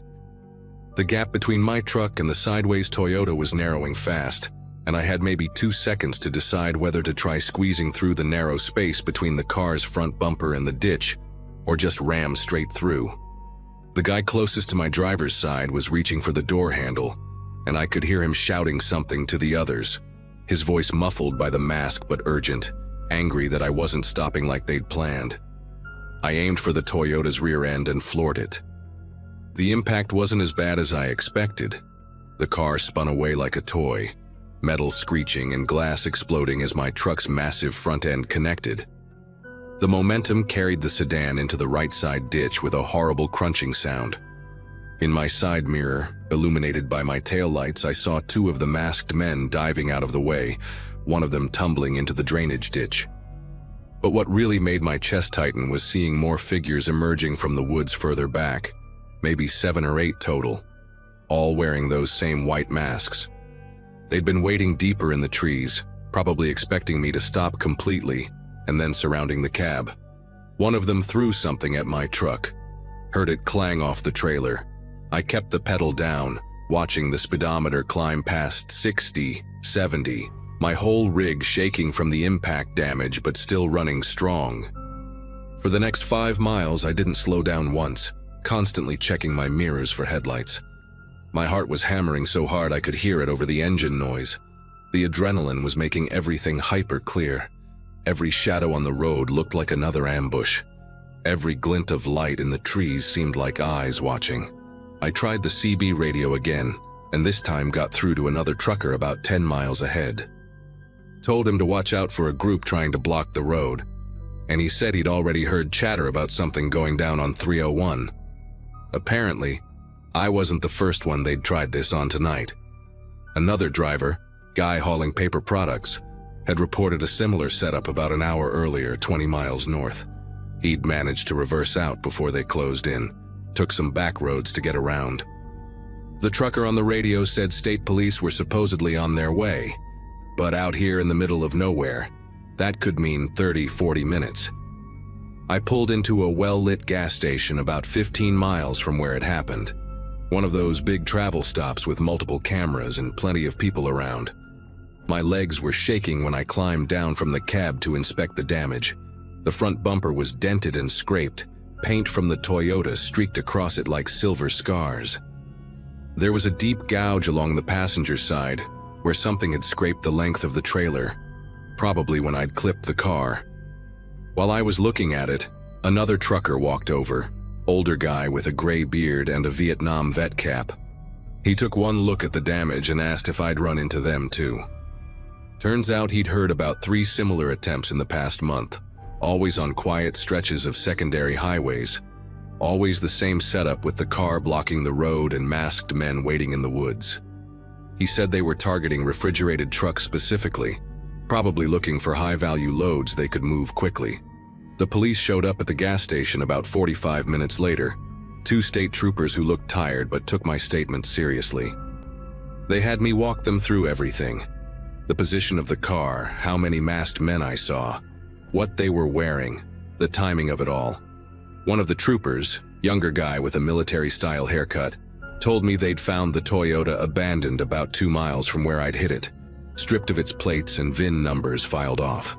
No sign of the masked men, but they'd found tire tracks from at least 3 other vehicles hidden in an old logging road nearby. The older trooper mentioned they suspected it was an organized crew, possibly the same group that had been hitting truckers across 3 states. They'd gotten bold lately, escalating from simple theft attempts at truck stops to these elaborate highway ambushes. What really got to me was when he said I was lucky. Another driver in Georgia hadn't been as fortunate the previous week, ended up in the hospital with a cracked skull when they dragged him from his cab. I called Lisa from the gas station parking lot. Didn't tell her everything, just said I'd had a close call with some bad weather and was running late. No point in making her worry about something that was already over. But I couldn't stop thinking about those masks, the way they all looked identical, like they'd bought them in bulk. There was something especially unnerving about the coordination of it all. The perfectly positioned car, the staged interior light, the groups hidden at different depths in the forest. These weren't desperate people making impulsive decisions. This was planned, rehearsed, professional. The older trucker, Eddie was his name, stayed with me until I was ready to get back on the road. He gave me his number, Said there was an informal network of drivers keeping each other updated about dangerous stretches and suspicious activity. Said the companies wouldn't do anything about it until someone important got hurt, so we had to look out for each other. I finished that run to Georgia, but I took the interstate the whole way, even though it added 3 hours to my trip. Every time I saw a car on the shoulder with its hazards on, my grip tightened on the wheel. Made it to the delivery on time somehow, unloaded the seafood, and started my route back home. The company never said much about the damage to the truck, just had me fill out an incident report and told me to be more careful. But Eddie's network turned out to be real. I started getting text messages from other drivers, warnings about suspicious vehicles, alternate route suggestions, even photos of cars that had been spotted multiple times near ambush sites. 2 weeks after my encounter, they caught part of the crew. 5 men arrested during an attempted hijacking in North Carolina, found with those same white masks in their van along with crowbars, zip ties, and a signal jammer that explained why the CB radio had gone to static. They were part of a larger ring targeting refrigerated trucks carrying pharmaceuticals, seafood, and electronics, anything that could be moved quickly on the black market. I still drive that stretch of 301 sometimes, when the schedule demands it. But now I do it during daylight hours whenever possible, and I always slow down at that particular bend, even though the road is clear. There's a small scar in the asphalt where I clipped the Toyota, or maybe I'm just imagining it. Either way, it serves as a reminder. I made it home from my daughter's soccer game that weekend, watched her score 2 goals, and held Lisa's hand a little tighter than usual. Never told her the full story, but I did install a better dash cam system, and started carrying a legal backup defense tool in the cab.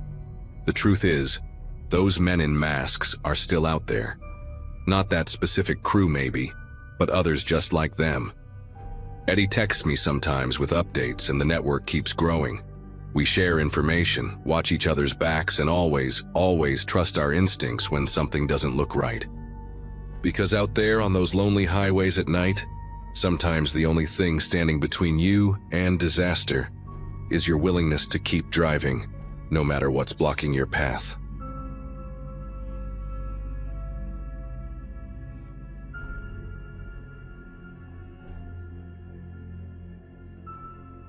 I had been driving long-haul routes for a few years, mostly carrying refrigerated loads across different states. At that point in my life, I was spending more time behind the wheel than anywhere else, but I didn't really mind. The steady hum of the engine and the endless stretches of road gave me a rhythm I could live with. That night, I was hauling produce, heading east after finishing a late drop-off. I remember it was a quiet night, barely any traffic, just the occasional glow of a farmhouse light far in the distance. I had the radio on low, sipping coffee that was already going lukewarm, thinking about how many more hours I'd put in before stopping at a rest area. Around midnight, the sky was heavy with clouds, blotting out the stars, and the road stretched like a black ribbon with no end. That's when I noticed a set of lights in my mirror, red and blue, flashing faintly at first, then growing brighter. My first thought was routine. Maybe I'd missed a taillight going out, or they were doing random checks. I eased off the gas, keeping my truck steady, and pulled onto the shoulder. The road was so deserted that the only sound was the hiss of my brakes and the gravel crunching under the tires as I stopped. When I glanced in the mirror again, the vehicle behind me struck me as odd. It wasn't a cruiser, just a dark sedan with one of those dash-mounted light bars stuck up against the windshield. No decals, no markings, nothing. The driver's door opened and a man stepped out wearing dark clothing. He had a cap pulled low and a bulky jacket zipped to the chin. No reflective vest, no badge catching the light. Nothing I'd expect from a trooper pulling someone over on a rural highway. My pulse quickened, and I tightened my grip on the steering wheel. He walked right up to my door without hesitation, moving with a sort of casual confidence like he'd done this 100 times. When he reached the cab, he tilted his head and rapped on the door with his knuckles. His voice came muffled through the glass. "Step out of the vehicle." It wasn't a request, it was firm, almost rehearsed. That was the moment something in me shifted. Every instinct told me this wasn't right. Real officers usually start by asking for paperwork, explaining the stop. This man gave nothing, just a command that didn't feel safe. I kept my foot close to the pedal, trying not to let him see the tension building in my face. I leaned slightly, pretending to reach for something in the passenger seat while sneaking another glance at him.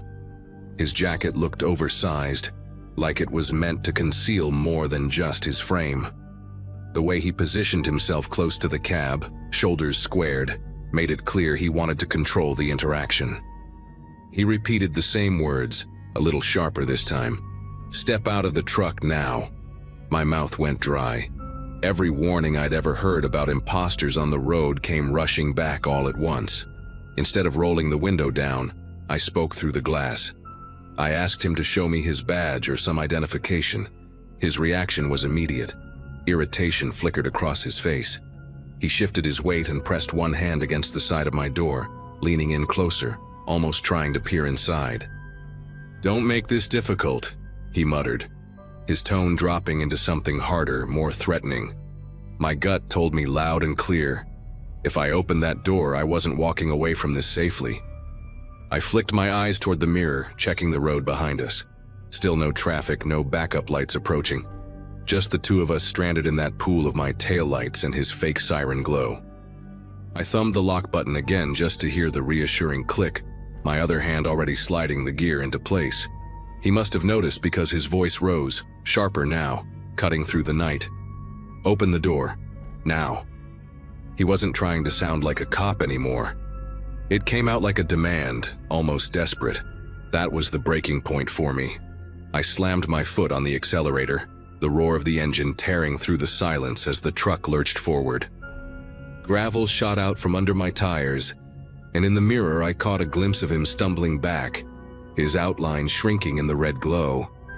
The sedan's lights swerved as he scrambled toward it, but I was already pushing the rig back onto the highway. My heart pounded in my ears as I focused on nothing but speed, the white lines blurring into streaks under the beams of my headlights. I kept driving, barely daring to check my mirrors, half expecting those flashing lights to reappear at any second. The road felt endless, every mile stretching longer than the last. My grip on the wheel was tight, my eyes scanning for any sign of life, another truck, a gas station, anything. It took a good 10 minutes before I spotted headlights coming from the opposite direction, and only then did the knot in my chest loosen slightly. Whoever that man was, he hadn't caught up. When I finally reached a truck stop about 30 miles down, I pulled in and parked under the brightest set of floodlights I could find. The lot was dotted with rigs, and just seeing other drivers moving around gave me a rush of relief. I went inside, grabbed a coffee, and tried to steady myself. The clerk behind the counter asked if I was all right because apparently I looked pale as hell. I told him what had just happened, and his expression darkened instantly. He said he'd heard of similar stories, people pretending to be cops on isolated highways, targeting drivers when they were most vulnerable. I called the state police from the payphone in the corner, not wanting to take any chances with my cell signal cutting out. They asked for every detail, the car, the man, the stretch of road. The officer on the line didn't sound surprised. He just told me I'd done the right thing by not stepping out, and that they'd send a patrol to sweep the area. That answer stuck with me because it meant they knew this wasn't the first time. To this day, I still replay that moment when he stood outside my cab, insisting I get out. If I had opened that door, I don't know what would have happened, and honestly, I don't want to know. All I can say is that after that night, I never trusted flashing lights on a lonely road without double-checking. I still drive, but I keep my doors locked, my instincts sharp, and my eyes wide open. Maybe I was lucky, maybe stubborn, but I got away, and that's the only reason I'm here to share this with you now.